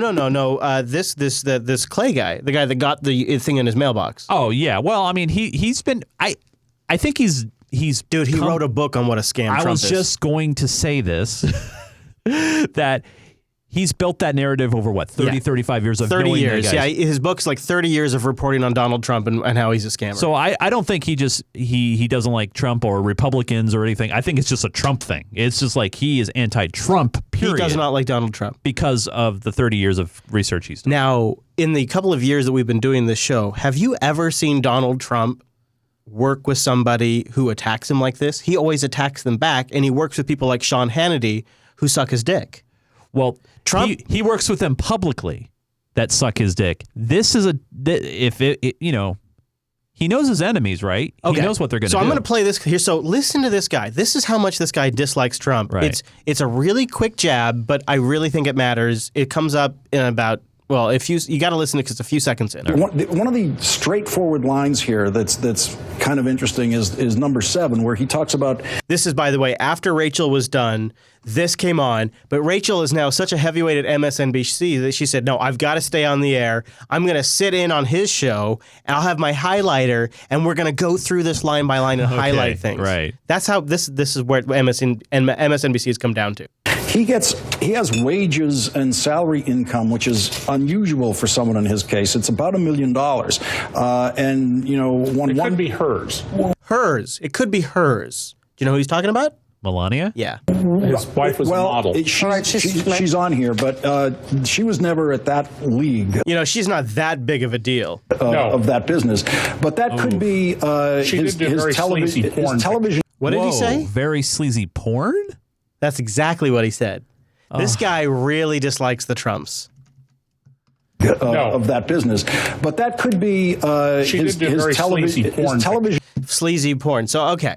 So, you know what this reminded me of, dude? This reminded me of the last tax disclosure that just happened to show up in somebody's mailbox. That's right. We talked about that. This reminded me of the grab 'em by the P tapes that just showed up in somebody's mailbox. In each case, they were journalists that weren't super well known, but they were positioned perfectly because they had an understanding of either the media business or, in this case, tax law. They just happened to be the perfect journalist to land somebody who has an anti-Trump slant, somebody who understands tax law. Yeah. They just get Trump's tax returns in their mailbox. Well, good evening and welcome to Tucker Carlson Tonight. The theory that Russia won the November election for Donald Trump through some vague meddling so dominates cable news right now that it's worth summing up exactly what we know and what we don't know about that story. As of today, there is no evidence that the Russian government tampered with voting machines or hacked any votes in November. There is no evidence that Russia collaborated with Donald Trump or his campaign to win the election. There is no evidence that Russian propaganda swung a single vote away from Hillary Clinton. There is, in other words, no reason to believe that Russia changed the course of American political history. There is merely innuendo and conspiracy mongering and connecting probably irrelevant dots. Lee Harvey Oswald spent time in Mexico City? Okay. But what does that mean exactly? Nothing significant that we know of. So why does this story persist, indeed grow by the day? One reason is that organizations like NBC News, and particularly its cable outlet, MSNBC, have gone to remarkable lengths to keep it alive. Ever see their programming? It's hour upon hour of segments like this. Rachel Maddow continues to investigate. I like that they took the production crew from Greta's old show that no longer is around, and they just moved them over to Tucker for making these really over-the-top montages. So put aside like that spin, and the actual audio is still valid. Rachel Maddow continues to investigate the Trump-Russia connection, exposing the details. The Trump campaign didn't just benefit from Russia interfering in our presidential campaign. The point of this is they colluded. They helped. They were in on it. The reporting shows a disturbing pattern of rolling disclosure among the president's inner circle when it comes to their contacts with Russia. Because of Russian interference in our election. I have to say, tantalizing evidence of some kind of collusion. Continuing influence in our country, not just during the campaign, but during the administration. Basically signs of what could be a continuing operation. Well, it turns out there's more than a little irony here. Complaints from NBC about election meddling? Given that company's conduct over the past 6 months, that is a bit rich. Consider the infamous Access Hollywood tape. Now, if you were living in America last fall, you certainly remember it, the shocking and vulgar remarks, the immediate and disastrous effect that tape had on candidate Trump's poll numbers. It was a political bomb detonated in the final days of the most intense political race of our lifetimes. The fallout was so overwhelming that few paused to consider where that tape came from. Do you disagree with any of that? No, seems, yeah. I mean, it's Tucker Carlson, so like my instinct, because I remember him on the the hardball days or whatever it was when he debated Jon Stewart and lost horribly. Yeah. But this is completely accurate. Like, this was one of the most. I can't believe Trump won after the grab him by the P tapes. Actually, that shows you how bad of a candidate Clinton really was. So let's consider that now. That tape belonged to NBC. It was shot by NBC cameramen for an NBC show on NBC property. Does that all jive with your understanding of how the media business works? Yeah. Does with mine. So how did it wind up in the hands of the Washington Post, which broke the story? We asked that question at the time. How, in other words, did valuable intellectual property from one news organization end up benefiting a competitor? And its information, it was just so perfectly timed as an October surprise. Intentionally. That's the short answer. According to sources at NBC, the Access Hollywood tape was leaked to the Washington Post with the full knowledge of NBC brass. That would include news division head Andrew Lack. NBC's motive? To derail the Trump campaign 2 days before a presidential debate. Now, keep in mind that the Access Hollywood tape had been sitting in an archive since it was shot 11 years before. NBC executives had known about its existence since at least last summer, months before it aired. Concerned about being accused of partisanship and perhaps worried about California's strict wiretapping law, which prohibits the recording of subjects without their knowledge, the network sat on it. But as November approached, the temptation to shut down the Trump campaign became too much. I think that is so much why they sat on it, because of the California law. And so NBC rose to the defense of Hillary Clinton and leaked that tape. And then they lied about it. Now, if you're a news organization and someone stole the story of the year out of your office, wouldn't you want to know how that happened? Yes. You'd think you would. And yet, as far as we can tell, NBC News has never conducted a meaningful internal investigation into how that tape wound up at the Washington Post. I've checked, too. I have looked into this myself. I can see no instances in any kind of, there's no reporting, there's no tweets by the reporters that were involved with it. Nothing indicates that NBC ever looked into it. It's on their intranet website. Oh, on their wiki internally? Yeah. That's because they already knew the identity of the leaker. It was them. Now, all of this is more or less common knowledge, or at least commonly suspected in the tiny world of the TV news business. I think that's actually super important, is if we acknowledge the fact that this is an industry that we as average citizens have very little insight into, and we don't live inside the bubble in which they communicate with each other, and we don't understand their culture, we sit up from the outside and think, well, this sounds impossible. But yet on the inside the bell curve, this is already just an assumed. Into how that tape wound up at the Washington Post. That's because they already knew the identity of the leaker. It was them. Now, all of this is more or less common knowledge, or at least commonly suspected in the tiny world of the TV news business. As we said, Andrew Lack knew about it. So apparently did Today's Show anchor Matt Lauer. And yet until now, nobody bothered to tell the public. We're doing that. By the way, we asked Lauer and Lack and the NBC PR department for their response to all of this earlier today. They declined comment. Still, the obvious question hangs in the air since we've been talking so much lately about election tampering, and it's this. What do you think played a bigger role in the 2016 race? The Access Hollywood tape or the Russian government? I would actually be willing to bet it's the Access Hollywood tape. Yeah. So I don't subscribe to the theory that it was Trump. I find this to be, it was too tempting of a target. It could be possible because there does seem to be a commonality with, well, if you exclude the Access Hollywood tape, both leaks around the taxes do seem like the only person that would have access to both of those would be maybe Trump. But one of the things you have to appreciate is there's a lot of people around that man. But then you would figure that the White House or somebody in his party or maybe him himself would come out so against what happened. Like, you know, based on the past 45 days of history of how they've been in the administration, they haven't fought on this. And that's the part that's sticking with me right now. It's just like, if this was just like those other things, they would come out against it. It just doesn't fit their pattern. It doesn't fit the pattern. Now, would that be because just simply this is not necessarily damaging? Well, that's the thing. I mean, if I was Rachel Maddow, I would have sat on this. I mean, yeah, she did Trump a favor in a sense. She showed that he paid more taxes than Bush or Obama or Bernie. Well, like I said, the only angle that you could potentially work on this is the AMT that he paid, and he wants to get rid of the AMT, which would make him and other rich people keep more of their money, because AMT was actually put into place for rich people. So I'd like to know what the audience thinks. So we're just about to get to the mail sack, speaking of the audience, but first, I want to talk about what's going on in South Korea, because to me this seems like there's some 4D chess going on here. The U.S. military confirms that it has begun deploying attack drones to South Korea to counter what it calls North Korea's continued provocative actions. The move follows Pyongyang's recent nuclear and missile tests. We're sending drones, we're sending advisors.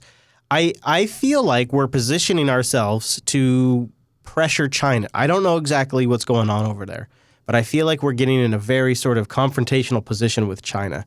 But in the meantime, there is a new level going on in Syria that to me seems to be the much more urgent story. We have U.S. Marines and I think also Rangers on the ground, boots on the ground now in Syria. This is a Fox News alert. I'm Brett Baer in Washington. For the first time tonight, we have confirmation that U.S. Marines are on the ground in Syria. Conventional troops with a specific mission as directed by the president. So we, as you know, ceasefires have, screw those. We've got boots on the ground. We got boots on the ground. It is time to go kill some terrorists. They're different from the Special Operations Forces that have already been active inside Syria. Special Forces remaining. Let's get the latest on this breaking story from Pentagon reporter Lucas Tomlinson. He has the details. Good evening, Lucas. How many people are we going to kill? Brett. Well, that's right. U.S. Special Operations Forces have been on the ground in Syria for roughly a year. Or 3. But just today, in a report confirmed by the Pentagon, first reported by the Washington Post, a detachment of of U.S. Marines, along with their artillery, M777 artillery units capable of firing artillery rounds about 20 miles to their targets. So we dropped these guys 20 miles outside, and they're doing just like a trail of destruction as they get to Raqqa. And your good friend, my buddy, Assad, came out and said, by the way, these are invaders.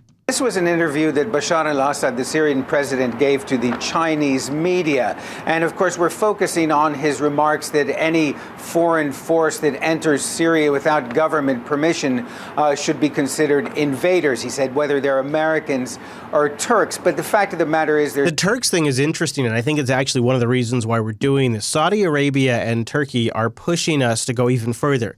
They're using the same justifications we have to fight the worldwide war against terror to go into places like Yemen and Syria. So now we either let them take over or we go in and take care of a few things like, a couple of groups over here, a couple of groups over there, and if we accidentally violate a few laws, what's the big deal? Oy. Yeah, so I don't know. Mess. It seems like whatever was going on in Syria under Obama has been turned up to 11 under Trump is essentially what's going on right now. So if you wanted to look for something that was really actually disastrous under the Trump administration, this would be it. It would be what's going on in Syria. It would be this right here. Hello, everybody. I actually kind of miss Obama, although in some ways, can I tell you something kind of perverse, Chase? Yeah, what's up, bud? In some ways, I do almost wonder,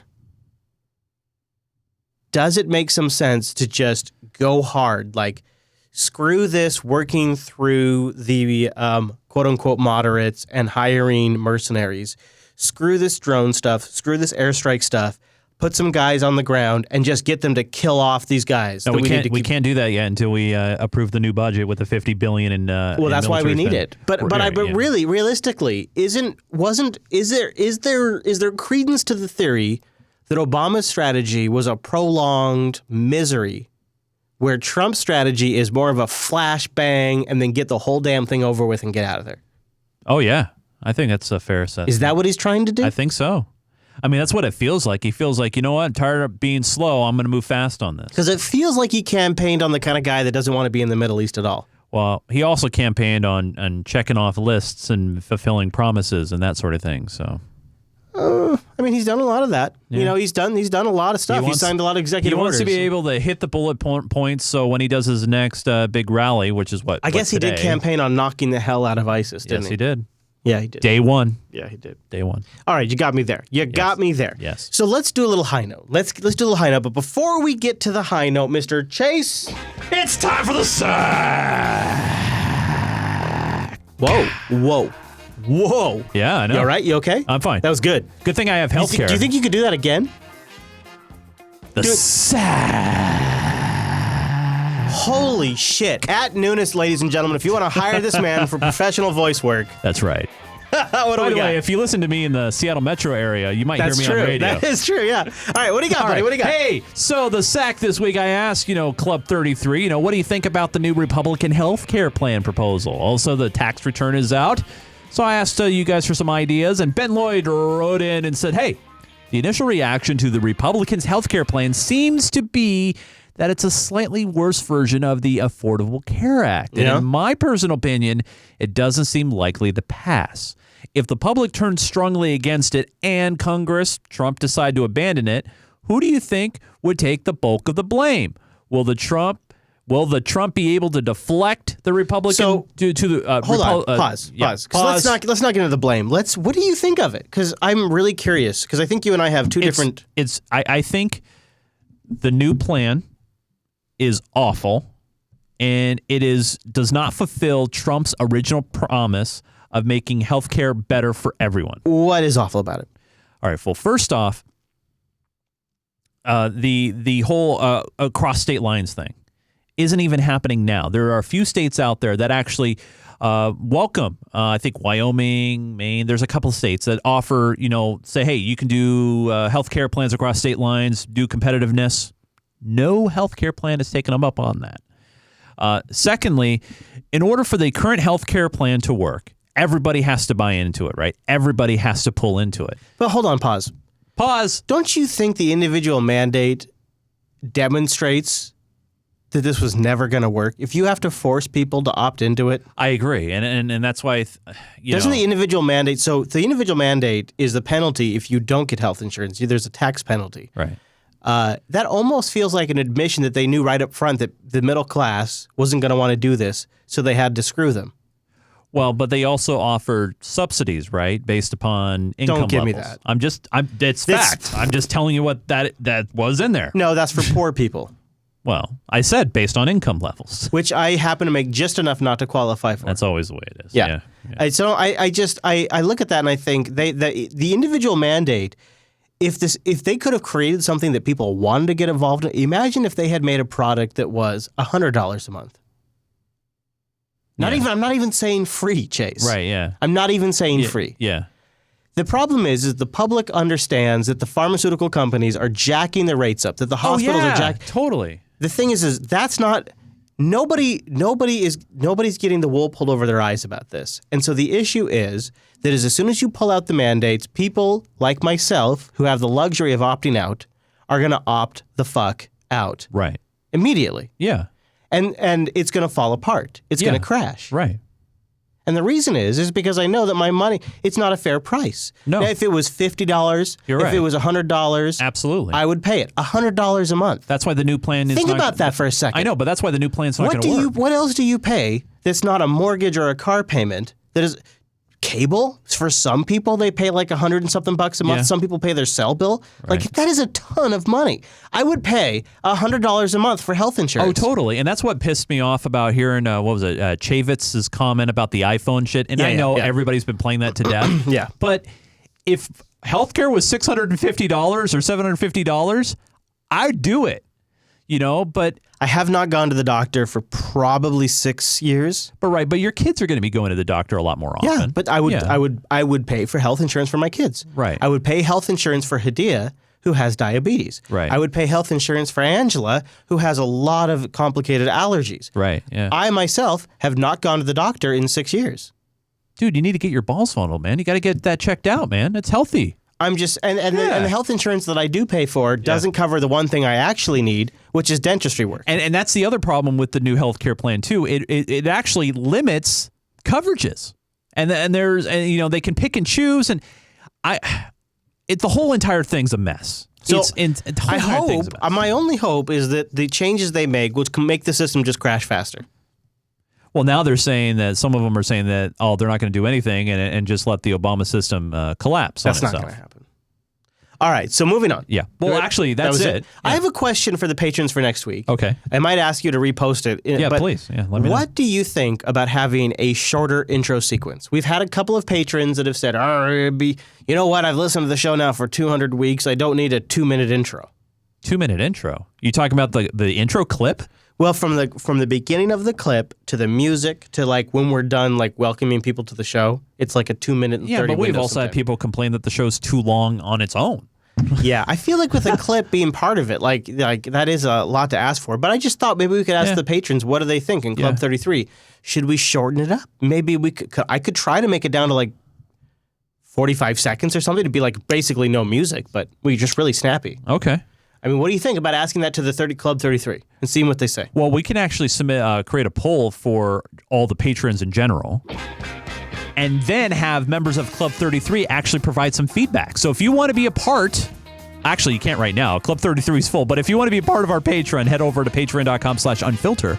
You can get at the investor level, which is $5 or more per month. And what that gets you is access to all of our source files, every clip, all of our notes, overtime folder, dedicated RSS feed, BitTorrent sync. You get it all in that magical package of $5 more per month. That's right. And I just want to say, Club 33, let us know next week in our SAC. Yes. Chase's SAC. What do you think about a shorter intro? Yes. I like our intro because it's a good song. Yes. Plus, I feel like because when you do click play, you get intro, or you get title, clip, number, date, clip, then intro. Yeah. So there's actually a little bit of content before the intro music even starts. Right. Like I feel like Unfilter is kind of unique in that sense. But I'm up for a reconsideration if Club 33. So actually, all the patrons, I'm going to put out a general poll for all the patrons to respond to. All right, okay.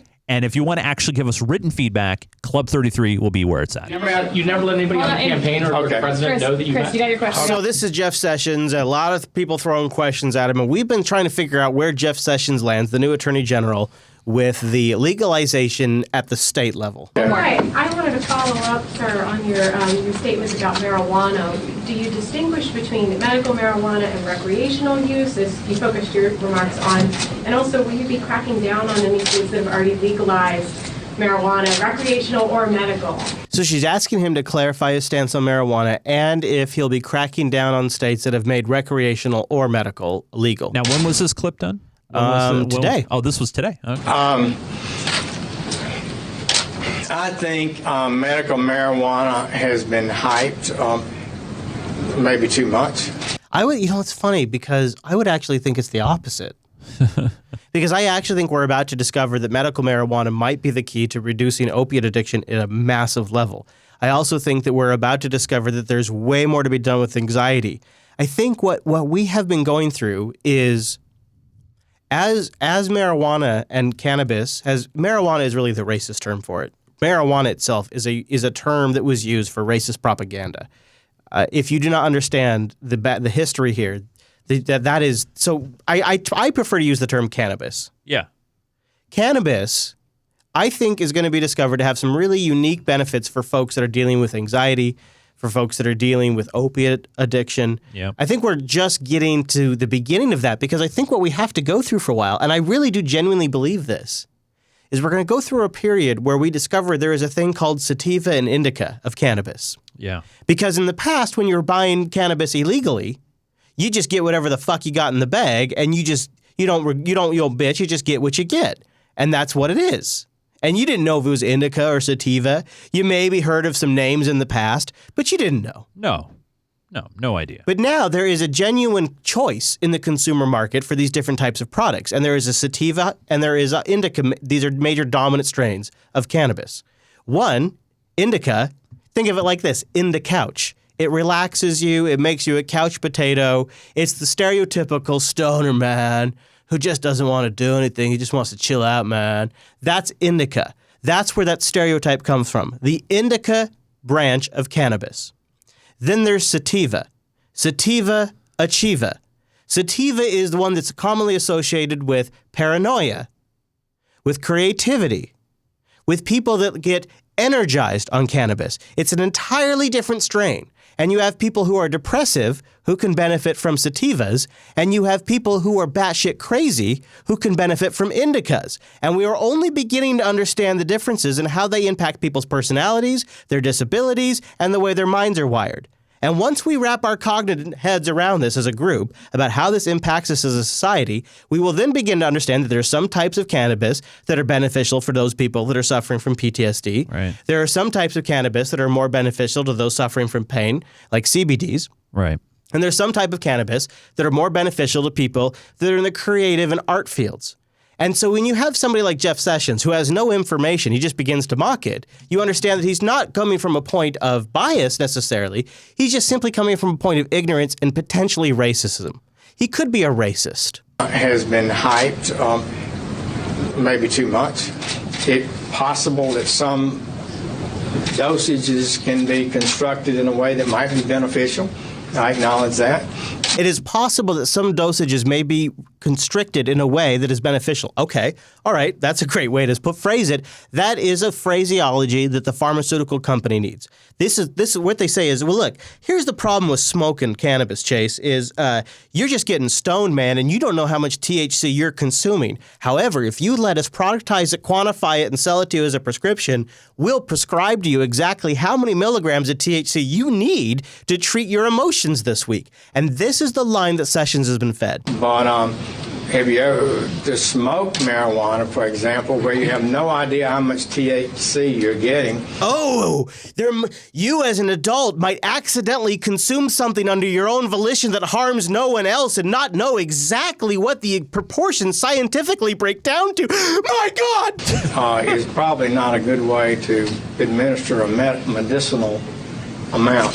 So forgive me if I'm a bit dubious about that. The reason why you can tell he's being disingenuous is because the argument is about the amount of dosage via THC and not what rights you have as a human being, as an adult, somebody who is 18 years or older, to decide what goes in your body. But the idea that recreational marijuana, there's nothing wrong with it, and we should just legalize it, I personally doubt. He doubts that, guys. He doubts it because he's read all the scientific studies, guys. And of course, as a sufferer of PTSD and someone who has anxiety and someone who sometimes suffers from a lack of appetite, he doubts it, guys. Somebody who has suffered from cancer and has had to recover from the bouts of cancer and, of course, the treatments of cancer, he doubts it, guys. Oh, what? Oh, Jeff Sessions has never done any of those things? Oh, I'm just getting a... Yeah, I hear it too. That's producer. Oh, Matt. okay. So Jeff Sessions does not have any perspective on the matter. Thanks, and Matt. Is a bigot. Okay, thank you. So forgive me if I'm a bit dubious about that, but the idea that recreational marijuana, there's nothing wrong with it, and we should just legalize it, I personally doubt. The fact that Trump appointed this son of a bitch is the biggest warning flag of the Trump administration because not because of his stance on marijuana, but just because as any intelligent person can tell, Jeff Sessions is an idiot, and Donald Trump has appointed an idiot as the top cop in our land. This, to me, unless you say Comey's that, but at least the top attorney, this to me is a huge red flag. In favor of that, based on my personal experience. Wait, but will you sue states that have legalized marijuana, or will you push for arrests in those states? States can. No, I've made clear about where we stand on that. So what he's referring to is the memorandum that was released by the Obama Justice Department that said we're going to deprioritize cannabis in the states that have legalized it and focus more on gang-level activity and larger trafficking. What did the former justice ask for more time? I'll just repeat it. The federal law on marijuana remains in effect in every state. It's not eviscerated because a state ceases to enforce the law in that state. The Cole Memorandum set up some policies under President Obama's Department of Justice about how cases should be selected in those states and what would be appropriate for federal prosecution, much of which I think is valid. I may have some different ideas myself in addition to that, but essentially we're not able to go into a state and pick up the work that the police and sheriffs have been doing for decades. So he's saying, we got other things to worry about. We're not going to go do the cops' work. We're going to essentially leave this memorandum in place. Okay. Also, this statement was released by Jeff Sessions' office. Budweiser commercial featuring the crew cut. Oh, I'm sorry. That was a Budweiser commercial. Yes, sorry about that. So I don't really know where that leaves us. He seems to be fairly misinformed about the benefits of marijuana, especially as it might apply to athletes or people that are suffering from different types of debilitating diseases, or maybe cancer, or opioid addiction. Right. He seems to be slightly uninformed about that, but he doesn't seem to have it like on the top of his list of things he's got to go get done. No, he's got other things on his plate right now. So we move on. We move on. I liked this one because there's a key phrase in both reports. Let's start with Florida. Oh God, Chase. Oh, geez. Go Florida. New bill just filed in Florida that would make getting caught with small amounts of marijuana not as serious. Did you hear the key phrase there? Wait, what? Say that again. A new bill just filed in Florida that would make getting caught with small amounts of marijuana not as serious. Getting caught with small amounts of marijuana. Yeah, that's from Florida. Now, I guess Texas heard I was coming down. Here is the report from Texas. Federal lawmakers are listening to testimony on House Bill 81. It would decriminalize the use and possession of small quantities of marijuana. Again, the small quantities, small amounts of marijuana thing. It's like they're like, I don't know if it's like Jeff Sessions is encouraging this to happen, but at Texas, Florida, this is starting to happen a lot more. Right now, Texas law says someone found with less than 2 ounces of marijuana can face up to 6 months in jail. What? There is also a fine up to $2,000. Under HB 81, people would avoid jail time if they're caught with less than 1 ounce of marijuana. 6 months in jail.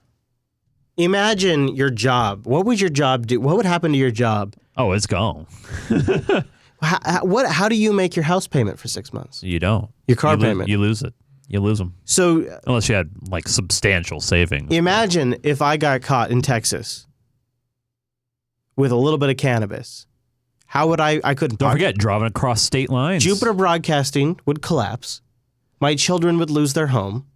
Angela would be on the street. I would probably lose my RV for having a little bit of cannabis for something that is legal here in Washington. Unbelievable. It doesn't make any sense. No, it doesn't. Even if you think cannabis is a dangerous thing, as dangerous as alcohol, it doesn't make any sense. Well, let the government actually fully study cannabis, okay? And I'm not talking about, and you guys might have seen it, just do some searches for the government's version of what cannabis is. And it's this, looks like grass clippings. It really does. Oh, that was so funny, Chase. Yeah. Yeah, that is bad. I mean, I retweeted it. It's gross, actually. It's nasty. I think it was a Washington Post article. Speaking of the Post. But yeah, I mean, let the government actually do real research and, let's get some real information here. And I mean, I'm not saying that the information that we've gotten already about cannabis has been inaccurate. I'm not saying that at all. I'm just saying, though. But man, yeah, I mean, up to 6 months? Really? For having a joint? That's how you wreck families, dude. That's... And, as that begins to change, right? It's one of the things I look forward to on the show because that's one of the things that we're watching begin to change. Yeah. It has made a ton of progress since we started, and I think we're just at the beginning. This is the people's record of one of the major revolutions happening in the United States, and it's one of a dozen things happening every single day that are worth talking about, things that bend history every day. And your Unfilter show is going to be here to report it for you every single week. And we're kept going by our patrons at patreon.com/unfilter. Mr. Chase. Yes, Mr. Chris. If I wanted to rant at you and whatever, actually, legitimately, if people want to see that hilarious Twitter feed, where do they go catch it? At Nunes, Nunes. And believe me, a lot of people don't realize that I'm not the congressman, but man, I've been having beautiful, dude. I've been keep having it up some, if you can for a little bit. I'm going to keep doing it. Oh man! But I also want to encourage all those gamers out there. Head over to ggtvdiscord.com. We have a big chat room. When you play games, you can voice up with us. We have a great time. Nice, man. A lot of good stuff. Now, Chris, your vlog stuff has been off the chain. Your editing skills, your drone flying, dude. It looks so good. Thanks, man. Like, especially when the drone kind of floats down. Where can people find that stuff? YouTube.com/Chris Fisher. Fisher, that's my name. Chris Fisher. I might change it someday. I don't know. I don't know, but that's where it's at right now. At Chris LAS Linux Action Show. Shh. It's a nice Twitter. You know what? I'm going to say this too. Tomorrow, we're going to do a live version of Linux Action Show. We're going to talk about something super important, the future of the Linux Action Show, where we're going, and perhaps the end of an era. I encourage you to join us live and get involved in the conversation about that.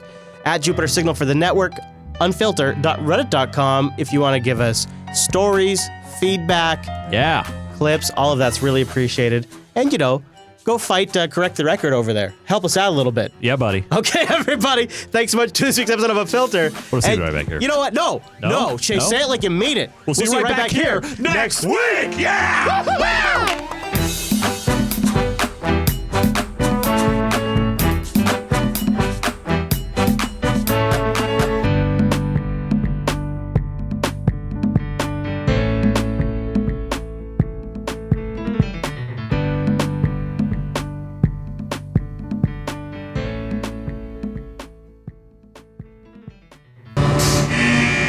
First they came for the main show.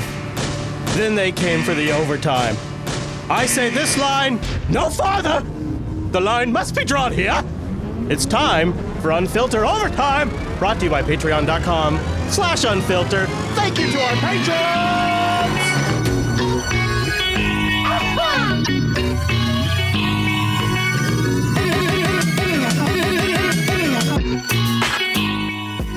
To Michael, Roman, Barbara, Robert, Matt, Isabella, Donald, not sure, Matthew. I like this. Stan and Warm Waffles. Warm Waffles. That's a hell of a name. You know what? Way better than Cold Waffles. Warm Waffles.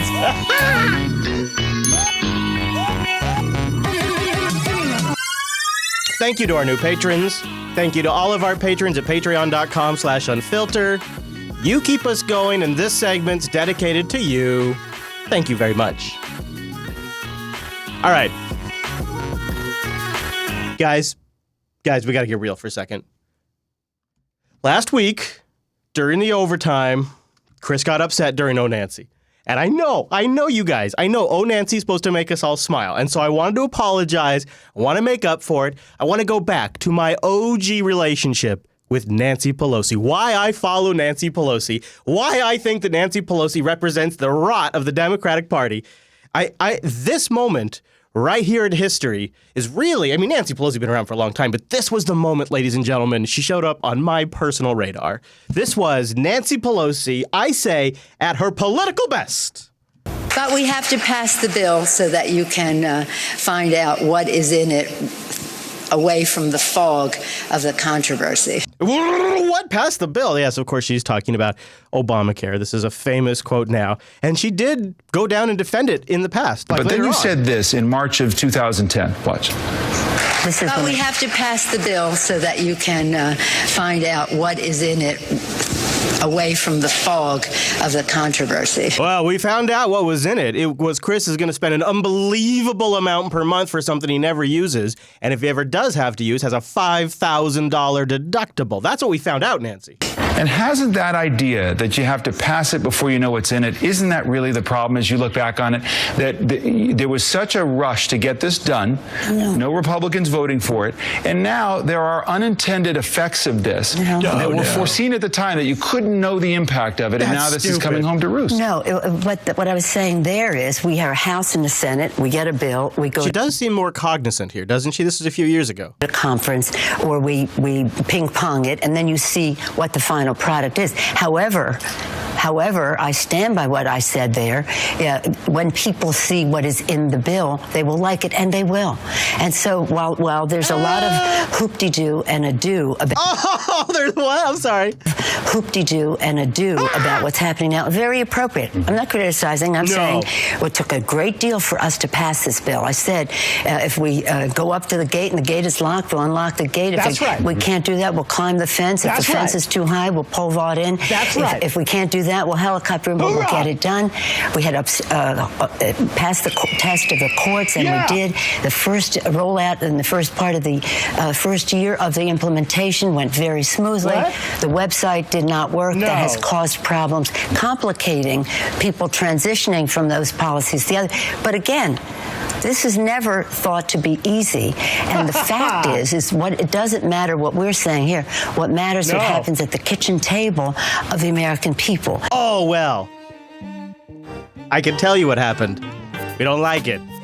We don't like it. Get rid of that mandate. Watch it all fall down.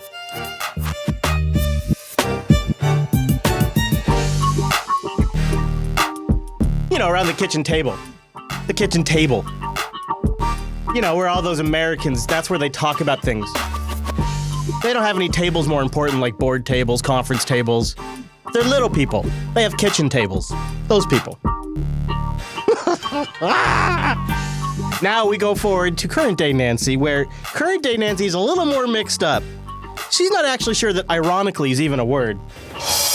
Many of them living in very red states and very red areas that voted for Donald Trump, but people who have benefited from the Affordable Care Act. Of course, she's talking about people who voted for Trump that then voted in an administration that is trying to get rid of the Affordable Care Act.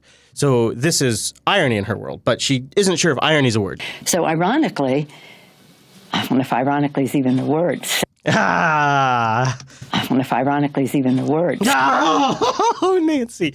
Yeah, you keep going out there and making the Democrats look like they really got a great point. And when you can't do it, your buddy Maxine's got your back. Your colleague, Representative Adam Schiff, a Democrat on the House panel investigating Donald Trump's ties to Russia, says he's seeking testimony of a former British spy who wrote an unsubstantiated dossier of alleged collusion between Donald Trump and Russia. Do you believe anything about that? So Schiff, who has been in the bag for Clinton for years, is going to bring in the dossier guy, the guy that was first hired by Jeb Bush, then hired by the Democrats after the Republicans were done with him, then passed around, contract passed around, even to the CIA. And now they're going to get this guy to come in and testify. Dossier? Oh, I think it should be taken a look at. That dossier, she says, it should be taken a look at. Do you believe anything about that dossier? Oh, I think it should be taken a look at. I think they should really read it, understand it, analyze it, and determine what's fact, what may not be fact. We already know that. Now, so what should be fact and what should not be fact? Now, she's going to tell us what we already know is fact. Okay, guys? Because this was Maxine Waters, guys. She really wants us to make sure we follow the facts. We got to look into facts. So now she's going to tell us about some facts. Fact, what may not be fact. We already know that the part about the coverage that they have on him with sex actions is supposed to be true. What? They've said that that's absolutely true. What? No. What may not be fact. We already know that the part about the coverage that they have on him with sex actions is supposed to be true. They've said that that's absolutely true. No, they have not said that. They have not said that. That has not been said. Some other things they kind of allude to. Yes, I think he should go into that dossier. Yeah. Let's air that dirty laundry in the public record. Let's get that dirty laundry in the public record. Woo. So Nancy was kind of busy, actually. She was out stumping for Save My Care, which is an initiative to save the Affordable Care Act. And she's out making some really great points, but I'll jump about halfway into her speech, and she starts to lose the thread a little bit. In a Robin Hood, in reverse Robin Hood stunt $600 billion from the people who need it most and their health care and giving it to the people who need it least. Ironically, many of the people who will be deprived of health care. There it is again. Once again, she's trying to deliver the zinger. Ironically, those idiots that voted for Trump, they're the ones that are going to lose health insurance. But again, she can't land it with the same script, the same chance to repeat the same talking point. She still can't land it. The people who need it least. Ironically, many of the people who will be deprived of health care are people who live in rural parts of our country or are older Americans.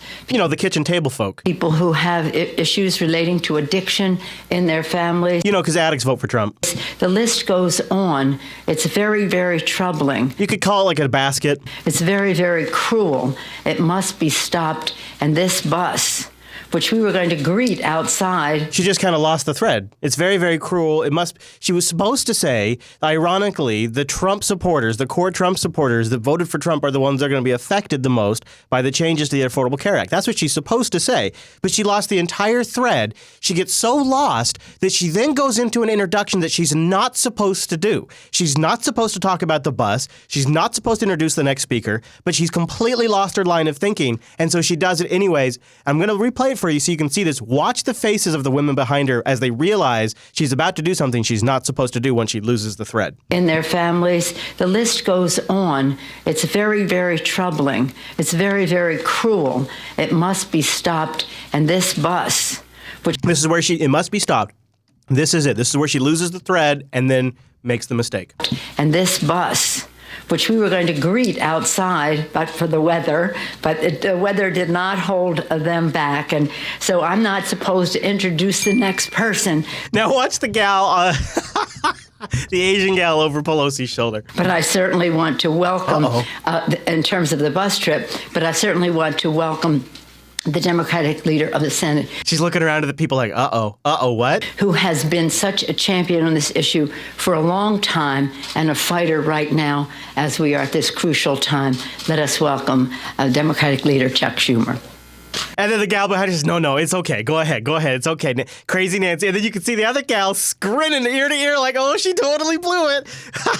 Nancy even says, I'm not supposed to do it. A champion on this issue, Senate, who has been the Democratic leader of this. I certainly want to welcome in terms of the bus trip, but I certainly want to welcome the Democratic leader of the Senate, who has been such a champion on this issue. It's so great. It's so great. Of course, she goes ahead and introduces Chuck Schumer when she wasn't supposed to. Classic Nancy Pelosi, really just rolling with it. And it's not too surprising, right? Because you got to pivot. When you're a politician, it's all about rolling with the moment. You're in front of the cameras. You say whatever it is you have to say to get to the next moment, just like the Democrats have said about Russians. Months ago, when you were asked what's the biggest geopolitical threat facing America, you said Russia. The Russians were responsible for hacking the DNC.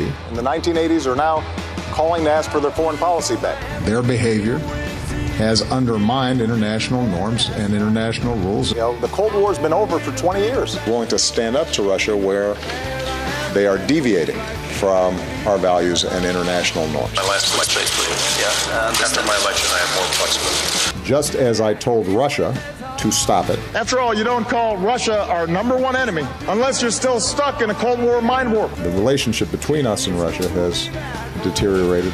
Russia has been an ally. An ally, she says. Oh, remember when you were a liberal if you were pro-Russia?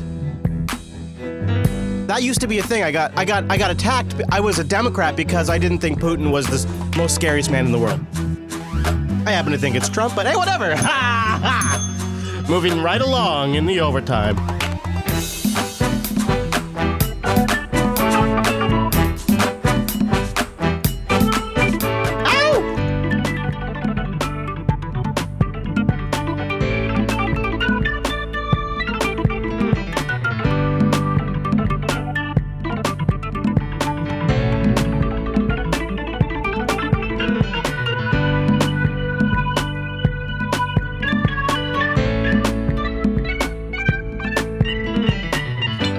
Take a moment, and I want to do an extended clip in the show, which is really what the overtime is great for.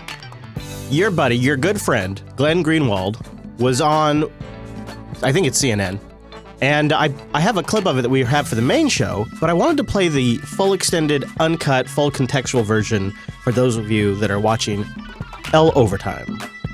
Glenn Greenwald was the reporter whom Edward Snowden contacted to voice his concerns about the surveillance state. You'll remember that he won a Pulitzer Prize for his work in The Guardian about the NSA. His most recent book is No Place to Hide, and he's co-founding editor of The Intercept. Glenn, respond to what I just said. Is this not the CIA doing exactly what their job is? Vault 7. We don't obviously know because most of this has taken place completely in the dark with very little oversight or public debate or accountability. And that's the problem with having these agencies that exercise enormous power, and there's almost no way to learn about them because virtually everything that they do is decreed to be secret, and therefore it's a felony to disclose it. And let's remember where WikiLeaks got this information. Even the U.S. government has told media outlets they didn't get it from Russia. It wasn't the Russians or Putin who took this information and gave it to WikiLeaks. It was people inside of these programs working on the program who became extremely concerned about the scope of the CIA's capabilities, vastly exceeding what the public knew, including some quite dangerous things such as purposely keeping vulnerabilities in commonly used software programs, and decided that it ought to be public. So that guy's face, the guy that's interviewing him, his face looks like his brain is overloading right now. Look at his brain. It's completely overloaded by what Glenn is saying. Like, what? What? Which is purposely keeping vulnerabilities in commonly used software programs, and decided that it ought to be public so that we, the public, can have a debate about whether or not we want the CIA to be doing this. Right, but to have a debate about it is to completely diffuse the opportunity for the CIA to listen in on evildoers like Al-Qaeda and ISIS. No, that's not true, and it's not true for several reasons. First of all, terrorist groups, terrorist organizations are very sophisticated. They're well aware of the fact that the U.S. government is trying to eavesdrop on all of their electronic devices. Remember that Osama bin Laden wouldn't communicate with anybody except by personal courier through somebody who was his cousin, who he trusted greatly, because of course terrorist groups already know and have long known that the CIA and the NSA and other organizations are trying to invade electronic communications. So what Julian and WikiLeaks did in this case was and it's very interesting, they didn't just take the information and just dump it all onto the internet. They redacted enormous amounts of this information, including the actual code, so that you couldn't tell how the CIA is doing it, you couldn't replicate it, you may not even be able to defend against it. So they took steps to prevent these programs from being destroyed, but gave us enough information to give us the broad strokes of what these intelligence agencies are capable of and are in fact doing. I understand the point that you're making. I'm just saying that by the revelations, even without revealing the code, it takes out of the U.S. arsenal the ability to implement these measures. I want to show. So I want to stop right there. So that is, there's a couple of reasons why I don't like this argument. So the first thing is the overall, what he's arguing is this made America less safe. That's what the core of the argument is.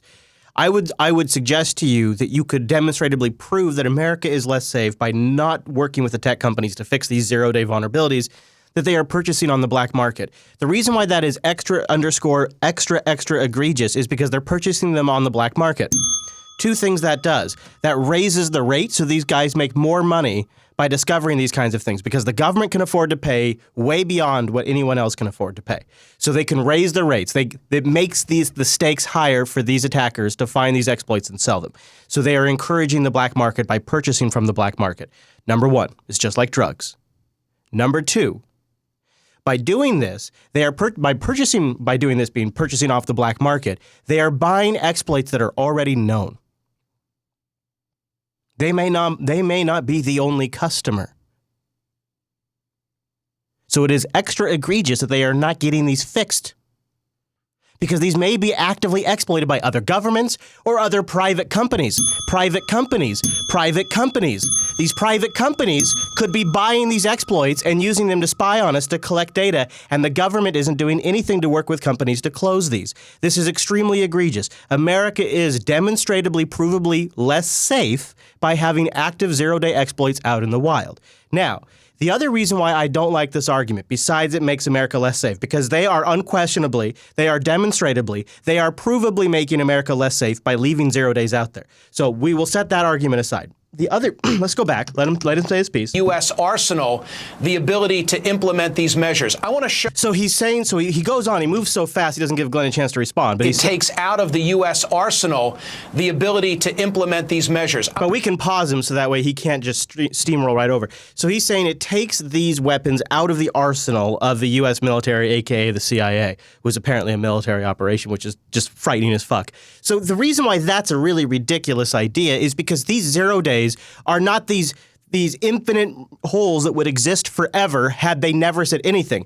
Eventually, through years of research and millions of dollars, these companies, over time, would find these exploits and close them. So all of these 0 days have a limited window. That's what makes them so valuable. That's why it is so critical that the moment the federal government finds out about them, they work with the private industry to get them closed, because they are so valuable at the beginning. They do not last. These are not things that just stay around for, well, in some cases, like shell shock, they do. But for the most part, these 0 days are limited quantity items. So the idea that now they have none of them is ridiculous. Because guess what? The inverse works as well. New software is always being created, i.e. new bugs are always being created. New 0-day exploits are always being discovered. They will discover more. They have likely discovered more since these leaks came out because they are from last year. So it is very likely, if you think about it for more than just a few seconds, that not only has their entire arsenal not been exposed, but they have developed an entirely new arsenal of 0-day exploits. So both points of his argument are demonstrably false. Number one, the American public is demonstrably, provably less false when these 0-day exploits are out in the wild. Number two, they have undoubtedly discovered new 0-day exploits and purchased new ones because the black market is thriving thanks to them. I want to show you something. General Michael Hayden was on the BBC making a point that I'd love you to respond to. In order to do this kind of stuff, we have to recruit from a certain demographic. And I don't mean to judge them at all, but this group of millennials, and related groups simply have different understandings of the words loyalty, and secrecy, and transparency than certainly my generation did. So General Hayden is saying that the millennials, who are often the leakers, are much different. There's a generational divide than the people who hire them. Respond to that. There may be some truth to that. People who are in their 20s and 30s who grew up with the internet already an important part of their lives may value it more and differently, and therefore be more disturbed when there's actual invasions of privacy. That was something that Edward Snowden told me when I met him about what motivated him to leak. I would say that defines myself, actually. So in some ways, Hayden may be right. I kind of gave him a hard time offline for blaming it on the millennials. But in some ways, I think Hayden could be right because simply younger people who grew up with this technology have a better intrinsic understanding of its importance, how it works, and how monitoring the network, monitoring your data is infinitely more valuable than this traditional phone tapping of actual physical phone lines. And so the fact that there's still widespread NSA, what do they call it? Full collection. I can't remember the term, but the full collection of that still exists. The fact that they're still scooping up lots of data overseas, all of that matters more than traditional wiretapping. And I think millennials probably understand that better than, say, somebody traditionally in their mid to late 60s and 70s. I think they're perhaps less connected to the technology. And so they don't understand the significant role that it plays and the fact that it's really the back-end plumbing for even the traditional phone calls people make now. Was that the internet was so important to his development as somebody who grew up poor and not able to explore the world except through the internet, that he valued the internet too greatly to allow it to be turned into a surveillance state. The irony, though, is that some of the worst leaks have come not from millennials, but from people like General David Petraeus, who leaked the most sensitive information, way more sensitive than WikiLeaks or Snowden leaked, to his girlfriend, his mistress, to allow him to write a hagiography, or General Cartwright. And this is the problem that I have, Michael. A lot of people like you say, look, I'm very worried about what WikiLeaks is doing, and that's fine. I think if WikiLeaks really had the intentions that you were claiming, which is to destroy the U.S., they would release the code, they would release the targets, and they're not doing that because they're trying to be responsible. But I think the problem is there's no consistency. If they were truly a propaganda arm for the Russian government, wouldn't they have released the full code? Because with the full code, what would have happened is we would have had an avalanche of reporting on all of a sudden all of the forensics data experts that would have discovered that what they thought was Russian malware was actually CIA malware. If they had given us more information, people would go back and look at their logs. People would go back and look at the code samples that they have. It would have blown the lid off the situation. If, I think, they had given out more information, it would have been a bigger story. General Petraeus leaks extremely sensitive information. He gets a slap on the wrist, doesn't spend a day in jail, and then Michael Hayden forgets he exists and says, oh, it's millennials doing this. Yeah. Leaking is a very common practice in the U.S., but if you're powerful, you get away with it. You get really rich like Bob Woodward has done. If you're powerless, you get put into prison, and that's a major problem. Glenn, I've got to ask you about the big picture issue being this ongoing probe of presumed Russian hack or attempted hack of the American election. I follow you on Twitter, and you tweeted something that caught my eye. Put that up on the screen, and I'll read it aloud. Number one, Trump presidency is dangerous. Number two, CIA deep state abuse of spy powers to subvert elected government is dangerous. One can cogently believe both. So, thank you. Thank you.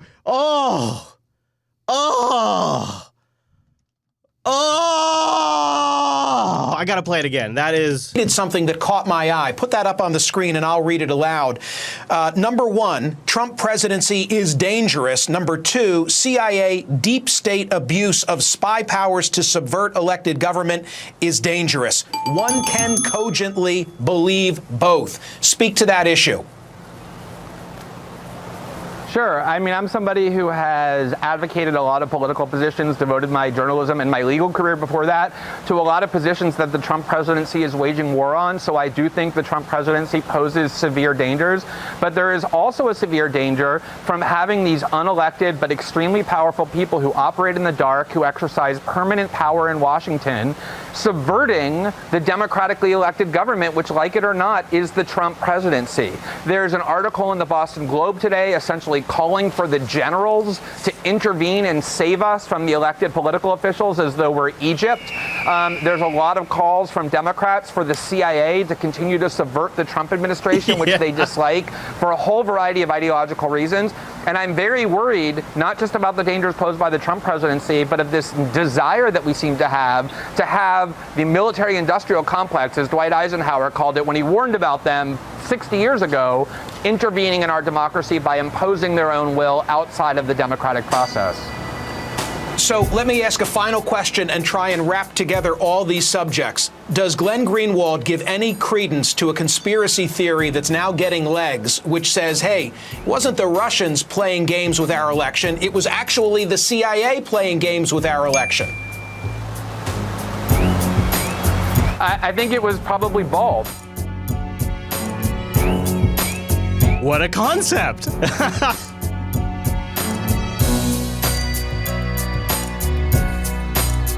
Oh, that felt good. That was good, guys. I needed that. I needed that, right? I think you needed that, didn't you?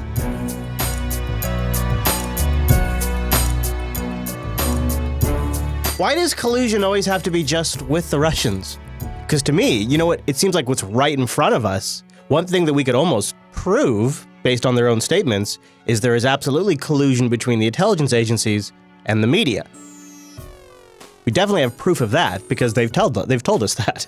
They've told us that, unidentified sources from intelligence have told us this. So we definitely know there's collusion there, but I don't think that's the collusion everyone's focused on. Do you believe there's any evidence of collusion between the Trump campaign and Russia? There is this suggestion out there from an awful lot of Trump critics that those dots may well connect in some way that points to collusion. Of alleged collusion between Donald Trump and Russia. A dossier bluntly asserts that there was collusion. Allegations of Russian collusion. The allegations of collusion with Russia. Or that there was some greater potential collusion. And lying about collusion. Criminality or collusion. Now, I'm not even at the direct collusion stage yet. I'm not saying that there was necessarily collusion. Possible collusion. Whether there was collusion. Collusion with the Russians. And any collusion, alleged collusion. And this question of collusion. Is there any evidence of collusion? Any evidence of any connections between the Trump campaign collusion? We don't know it. Congressman, you said with the collusion, there's no evidence that there's collusion. They didn't find any evidence of collusion. We have no evidence of collusion. Or there is no evidence of collusion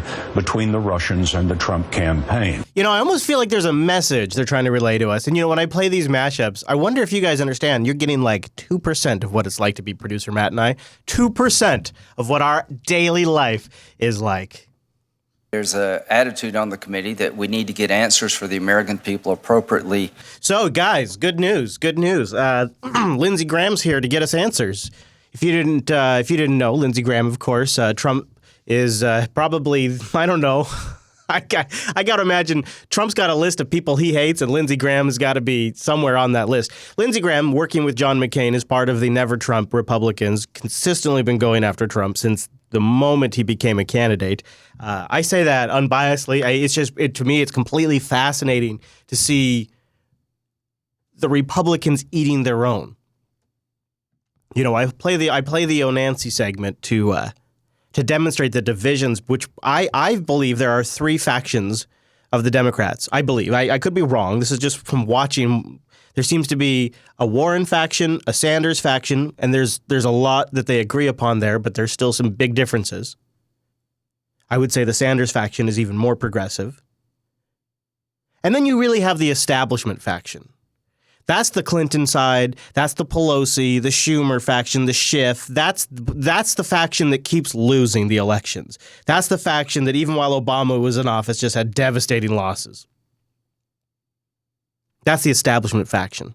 The one that I really make fun of in the Onancy segment. That faction of the Democratic Party is more, and I played a clip last week that just really illustrated this, is more than happy to collude, speaking of collusion, with the Never Trump Republicans.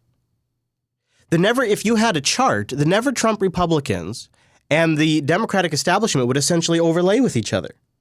They're essentially one party. It's a fascinating thing to watch. We all know it. We've all seen it. But are we really articulating what we're seeing here? This is really an incredible thing that we're seeing. Lindsey Graham and John McCain are working together with Democrats like Schumer and Pelosi and Feinstein. Remarkable. So Lindsey Graham's here to get us some answers. There's an attitude on the committee that we need to get answers for the American people appropriately. This is the man to do it, guys.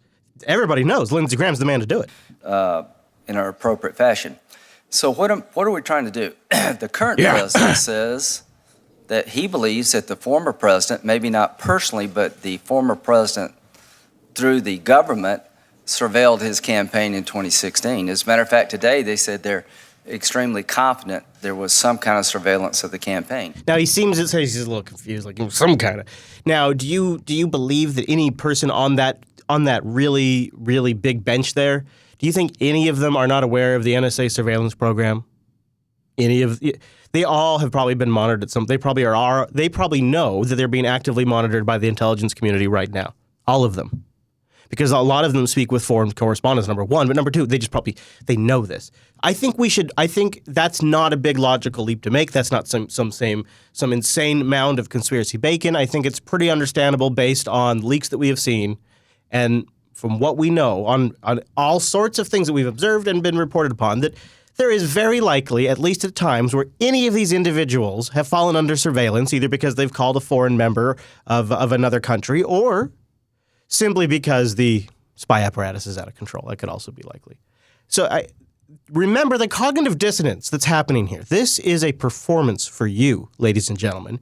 This man is fully aware that President Obama could quote-unquote, wiretap, using a 70-year-old man's parlance, could wiretap without ever going to the Justice Department, without ever going to the FBI, because everyone is being wiretapped all the time. That's how it works now. And that's not part of the FISA court even. That's just something that's happening. Now, to get access to it, that's the tricky part. How do you get access to it? The traditional means would be via the FBI or the Justice Department. But if it's something the NSA already has collected and you get FISA approval, you could get direct access to it as a political office if it's part of the military and you're part of the executive branch. There's nothing there that prevents that. That's how it works. It doesn't have to go through the Justice Department. It doesn't have to go through the FBI. This man, Lindsey Graham, I trust you, knows that. I trust knows that. I can't. How can we really know? How could we know? We do not know what is in Lindsey Graham's mind. So I can't say that with, I guarantee. But something tells me, in his position, a man like him knows that to be true. He is aware of the NSA collection. He is aware that the executive branch could get access to it. He might have to go through the FISA court. He might not have to go through the FISA court. He's aware of all of these facts. He is aware that you don't have to have wiretapping on demand anymore. He is aware that the parlance of wiretapping was just shorthand for meaning surveillance. He knows all of these things. This is a performance. In an appropriate fashion. So what are we trying to do? The current president says that he believes that the former president, maybe not personally, but the former president through the government, surveilled his campaign in 2016. As a matter of fact, today they said they're extremely confident there was some kind of surveillance of the campaign. I have no evidence for that, but I can tell you this. That question needs to be answered because I don't think it's ever been raised before. How could there be evidence? It's classified. And the bottom line is a lot of Americans are wondering what's going on here. What's going on? So what I'm trying to do is get answers to the questions raised by President Trump. He's asking us to investigate, and we will. What I'm going to do is I'm going to trap him. You see, because he started this, and now I'm going to fuck him with it. That's what I'm going to do. You see, he's got himself into a pickle, and I'm going to take advantage of it. And to me, it's very reasonable to ask the FBI and Department of Justice, did you ever seek a warrant? Was a warrant obtained from any court anywhere about the Trump campaign? To me, it's obvious that if I ask the FBI and the Justice Department if they wiretap Trump, they're going to say no. So it's a safe political bet to ask them, because once they say no, I'll then have reason for further investigation into the lunacy of Donald Trump. If the answer is no, then we'll know that didn't happen. Oh. If the answer is yes, that would be pretty stunning to me because they would have to have probable cause. Which, if they have probable cause, means I'll launch an investigation into their Russian connections. So either way, he's fucked. I don't know what the answer is, but I know it's the right question to ask. Because I can't lose. The second thing, we met with the director, I think, on March the 8th, and we said, Senator Whitehouse and myself, that we want to know if there's a criminal investigation of the Trump campaign and ties to Russia, because we're about to launch an investigation into all things Russia regarding the 2016 election. Now, listen to what he's saying here.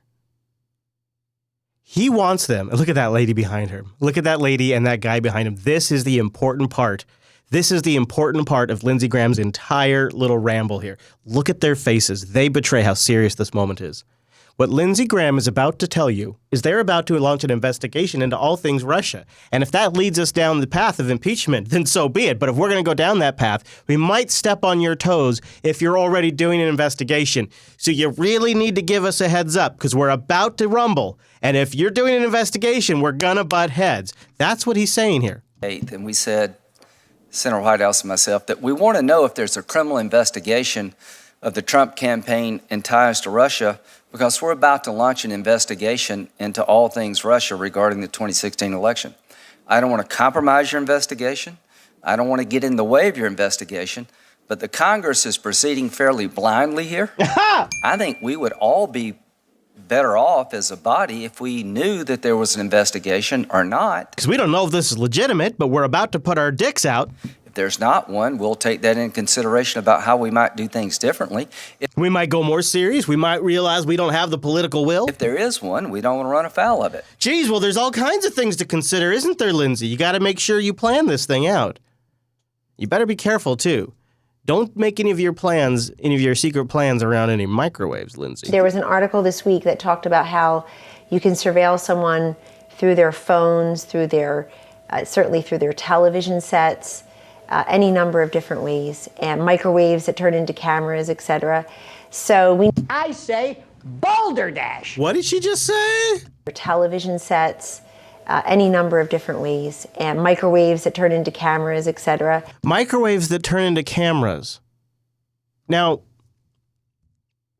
I'm trying to think that one through because I want to give Kelly the benefit of the doubt here because I do believe that our intelligence agencies are some clever SOBs and they could turn just about anything into a surveillance device. So I'll give her that, especially if the damn thing. Okay, so here's what we gotta. Is the microwave Wi-Fi connected, and it has like a webcam to like watch the food cook.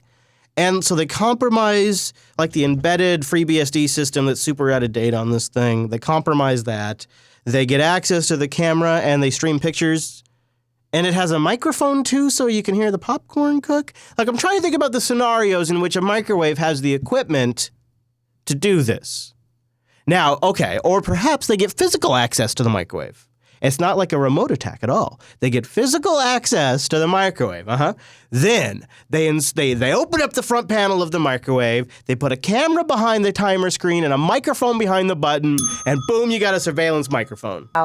You can surveil someone through their phones, through their, certainly through their television sets, any number of different ways, and microwaves that turn into cameras, etc. Microwaves that turn into cameras? Does she mean there is a way to like take the waves of the microwave and bounce that into like some sort of CSI zoom and enhance image? I'm on board until she says the microwave. Like if she just said the microwave as a surveillance device, I'd be like, yeah, okay, sure.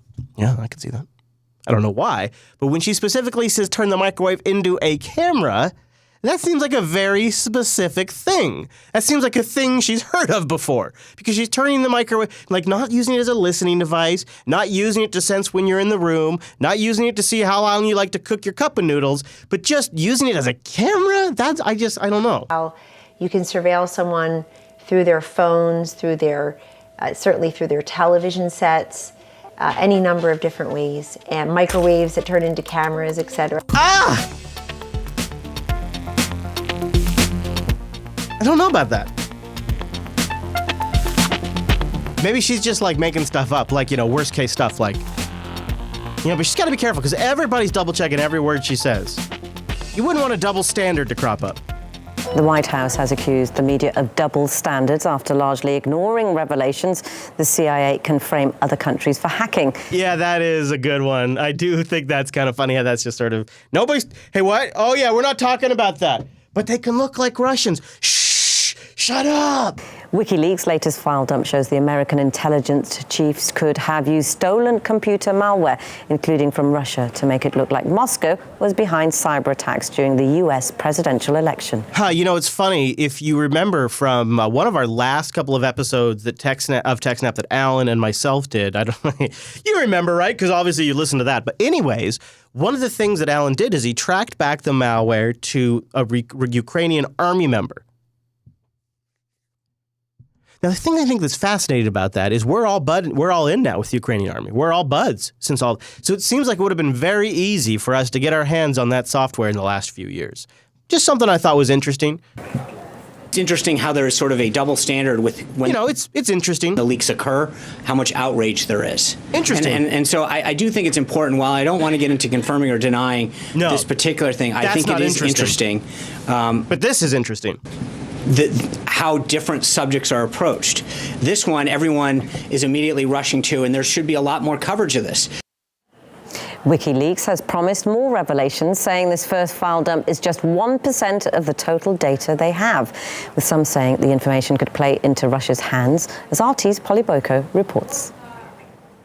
When the US accused Russia of hacking the DNC, citing its high confidence but providing no solid evidence, vast swathes of the media present it as unquestionable fact. These hacks have taken place by Russians. In fact, it's just a given.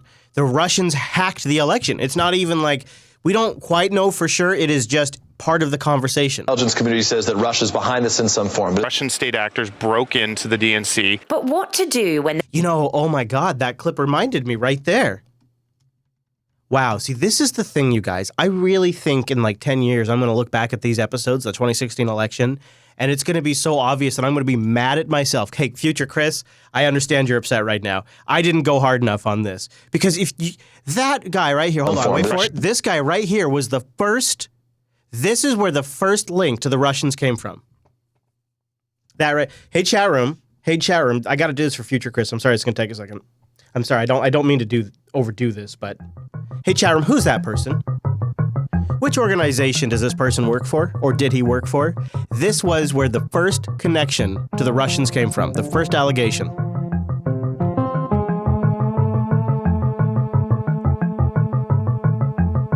Does anybody remember where he came from? I'll give you a hint. This interview took place in Philadelphia, one day before the Democratic National Convention.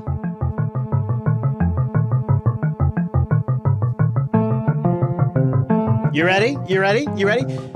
Ladies and gentlemen.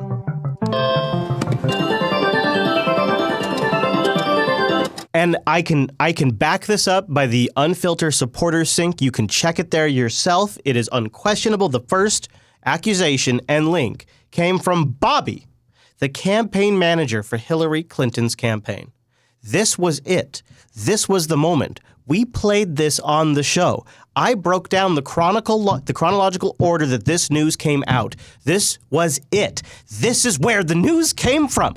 Everything about the Russian hacks started right here with this man, the manager of the Clinton campaign. It's where it all started from. And now, here we are in March of 2017, and it's just part of the conversation. It's a foregone conclusion that the Russians hacked. It's gone from a campaign accusation, which had every motive under the sun to make it look like the Russians, to now it's a foregone conclusion. It's part of our parlance now. State actors broke into the DNC. But what to do when the biggest leak of secret CIA files in history reveals that US intelligence is able to mimic other countries' cyber attacks? If this claim is true, WikiLeaks has dealt a significant blow to U.S. national security. Every time a place like WikiLeaks blows our ops, it means that the bad guys evolve. WikiLeaks. Now, again, that's shit. I won't go into another tyrant about a rant, or if you will, like, let's not call it a rant. Let's call it a breakdown. Let's call it a passionate breakdown of why that was crap. Has has now delivered to hackers of the world the tools they could use for copycat attacks. Wrong. WikiLeaks, in fact, could have gone further, I believe. In fact, I wish they would have gone further so that way people making tools to detect these things could have built better tools. This is 100% propaganda coming out of this man's mouth. Now delivered to hackers of the world the tools they could use for copycat attacks on the same devices that the CIA is said to have attacked. What to do indeed. Point the finger at Russia, of course. This time for pouncing on the story and peddling disinformation. Or brand the idea that the CIA might be behind the hacks as conspiracy theory. You know, if I was Julian Assange, I would pay double right now. I would pay double to get some great leaks about the Russians. They have embarrassed the Russian government in the past. Maybe it's time to do that again. Just saying. Okay, how you feeling? Are you feeling all right? You feeling okay? Are you ready to dip in? Are you ready to go? Are you ready to? All right. I was debating if I should play these because they're a little frustrating to watch. But Jake Tapper, he's been getting a lot of attention. He's sort of really the star at CNN right now. They had him down at South by Southwest even. It's just ridiculous. The House Intelligence Committee requested that the Justice Department provide them today with any proof at all backing up President Trump's tweets from earlier this month. Some of them, to recall, terrible. Just found out that Obama had my wires tapped in Trump Tower just before the victory. Nothing found. This is McCarthyism. Is it legal for a sitting president to be wiretapping a race for president prior to an election? Turned down by court earlier, a new low. How low has President Obama gone to tap my phones during the very sacred election process? This is Nixon, Watergate, bad or sick. Now it's funny and it's hard to really understand unless you've been watching a lot of CNN. And for you audio listeners, I got to paint a scene for you. So what we have here is Jake Tapper, and up on the screen they now have their go-to graphic for Trump's Twitter feed. But the thing that I want you to picture in your mind, just above the CNN logo on the lower third, is a picture of Vladimir Putin.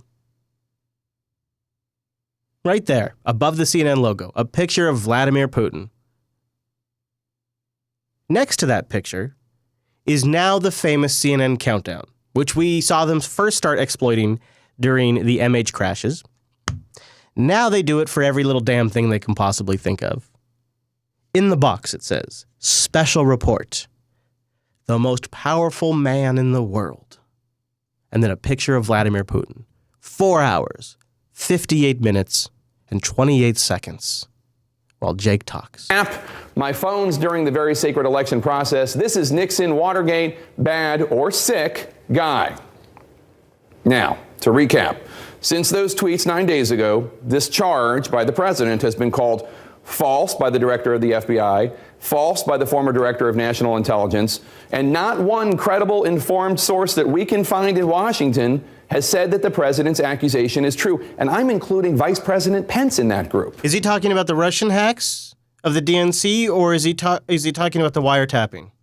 To say that members of the House Intelligence Committee are expecting reams of paper to prove this charge coming their way today, well, that would be doing a disservice to the members of that select committee. That's a cute but somewhat clunky way to say that they don't expect any evidence because they all fucking know it's classified. And we as a nation, we've had to live in this farce for the last 9 days, where defenders of the president have twisted themselves into pretzels to try to suggest the possibility that the tweets weren't preposterous by rejiggering the facts of the tweets to try to make this wild and unfounded claim by the president seem to live somewhere in the vicinity of the neighborhood of possible. I really feel like this is CNN. CNN feels a little upset. They feel a little hurt that Trump's attacked them as fake news.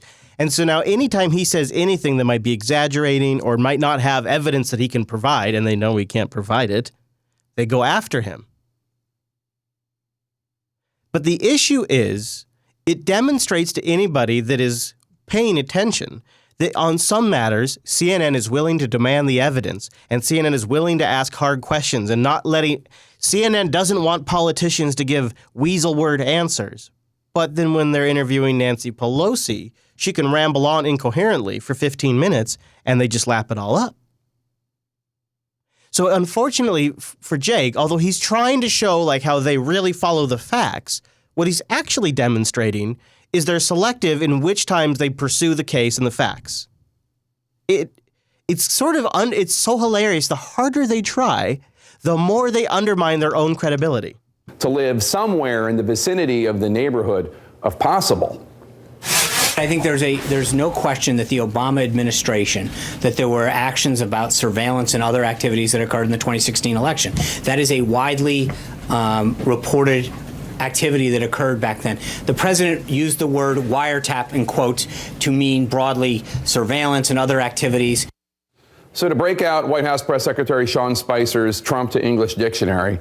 See, again, now I agree it's a bullshit loophole answer, but that's actually not that bad compared to what we normally hear. If you just look at the way Josh Earnest last week answered the question when asked if Obama was wiretapping Trump, and the way Josh Earnest answered that question compared to the way that Spicy just answered that question, there was way more bullshit language on Josh's side, and they didn't call it out. They don't have an issue with it. But all of a sudden now, when we're dealing with Spicy Sean, that's when we have the issue. Don't you think that's a little weird? That seems like they're just demonstrating their bias there.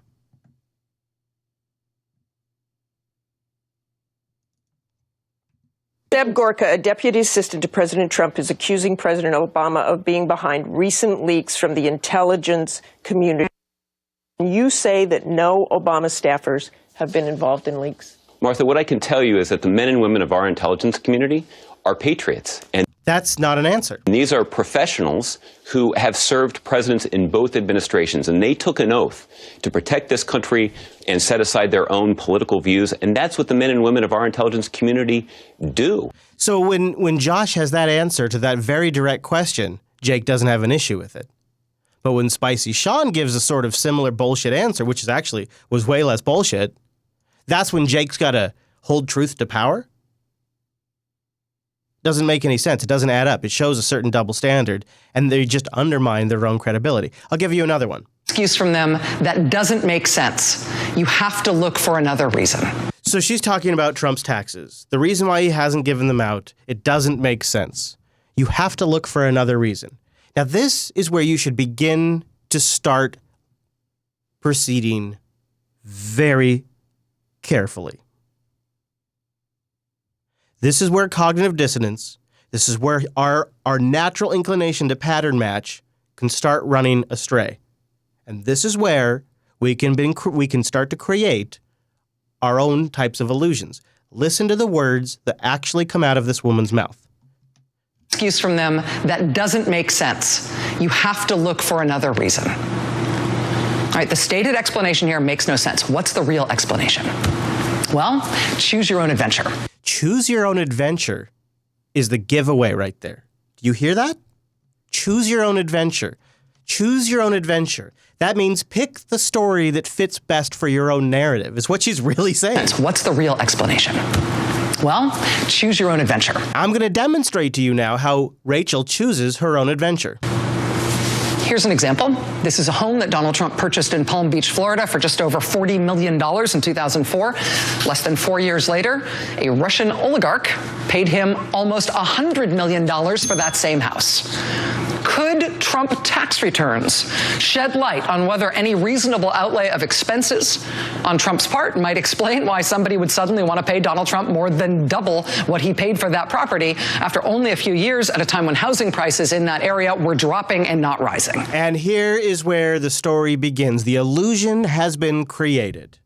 Donald Trump had a bad real estate purchase in Florida, which it wasn't, by the way. It's Mar-a-Lago. It's a brand that's world famous, but he couldn't subdivide it the way he wanted, and there's airplanes that go overhead.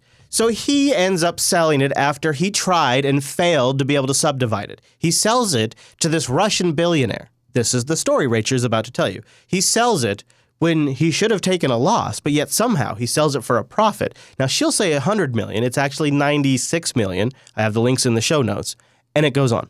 I mean, if this wasn't just some Russian oligarch dumping almost $60 million into Donald Trump's pocket for no discernible reason, couldn't Trump tax returns clear that up? Now she takes that word dumping and she runs with it.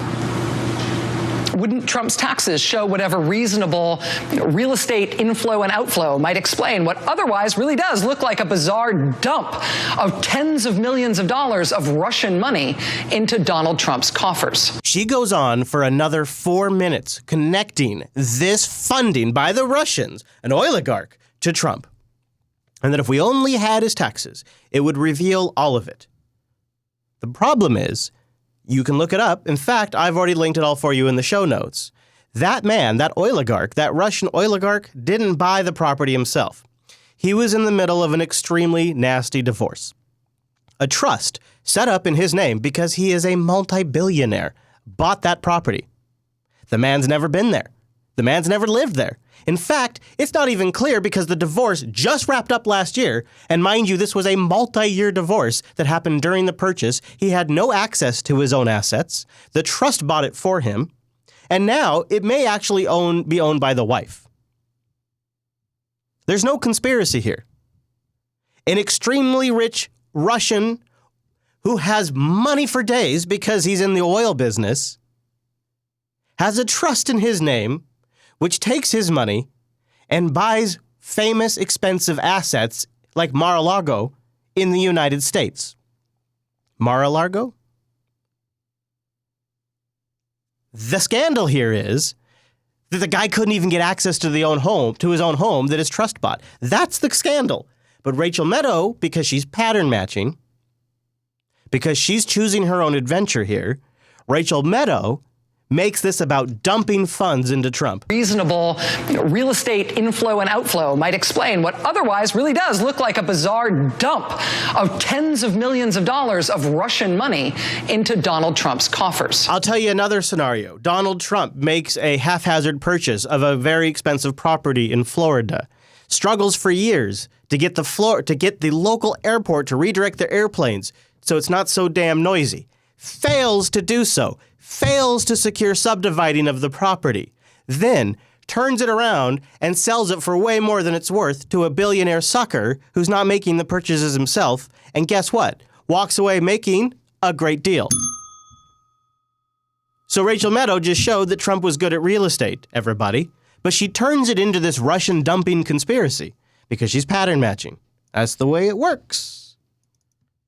This is the CBS Evening News with Scott Pelley.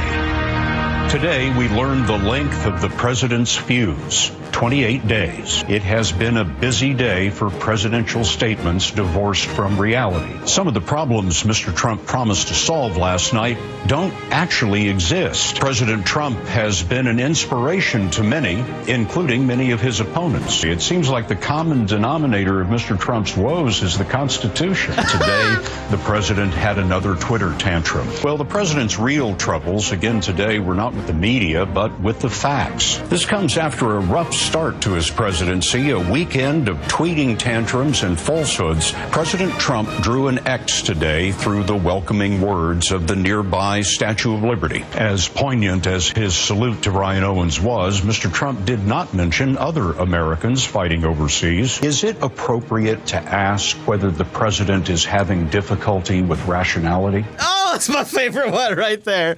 Oh, I think Scott, again, you just get a little 2% of what I enjoy throughout the whole week. It's so good, though. It's so good. And then we'll end on what was my favorite, and we didn't really get a chance to boil it all down into a single clip, so this one finally does it for us. Even at the times where you were dealing with the worst criticism, where it must have been very difficult to hear and read some of the things that were being said by the press in this country, did you ever consider the media to be the enemy of the American people? So many questions about the contacts between Trump associates during the campaign and the Russian government.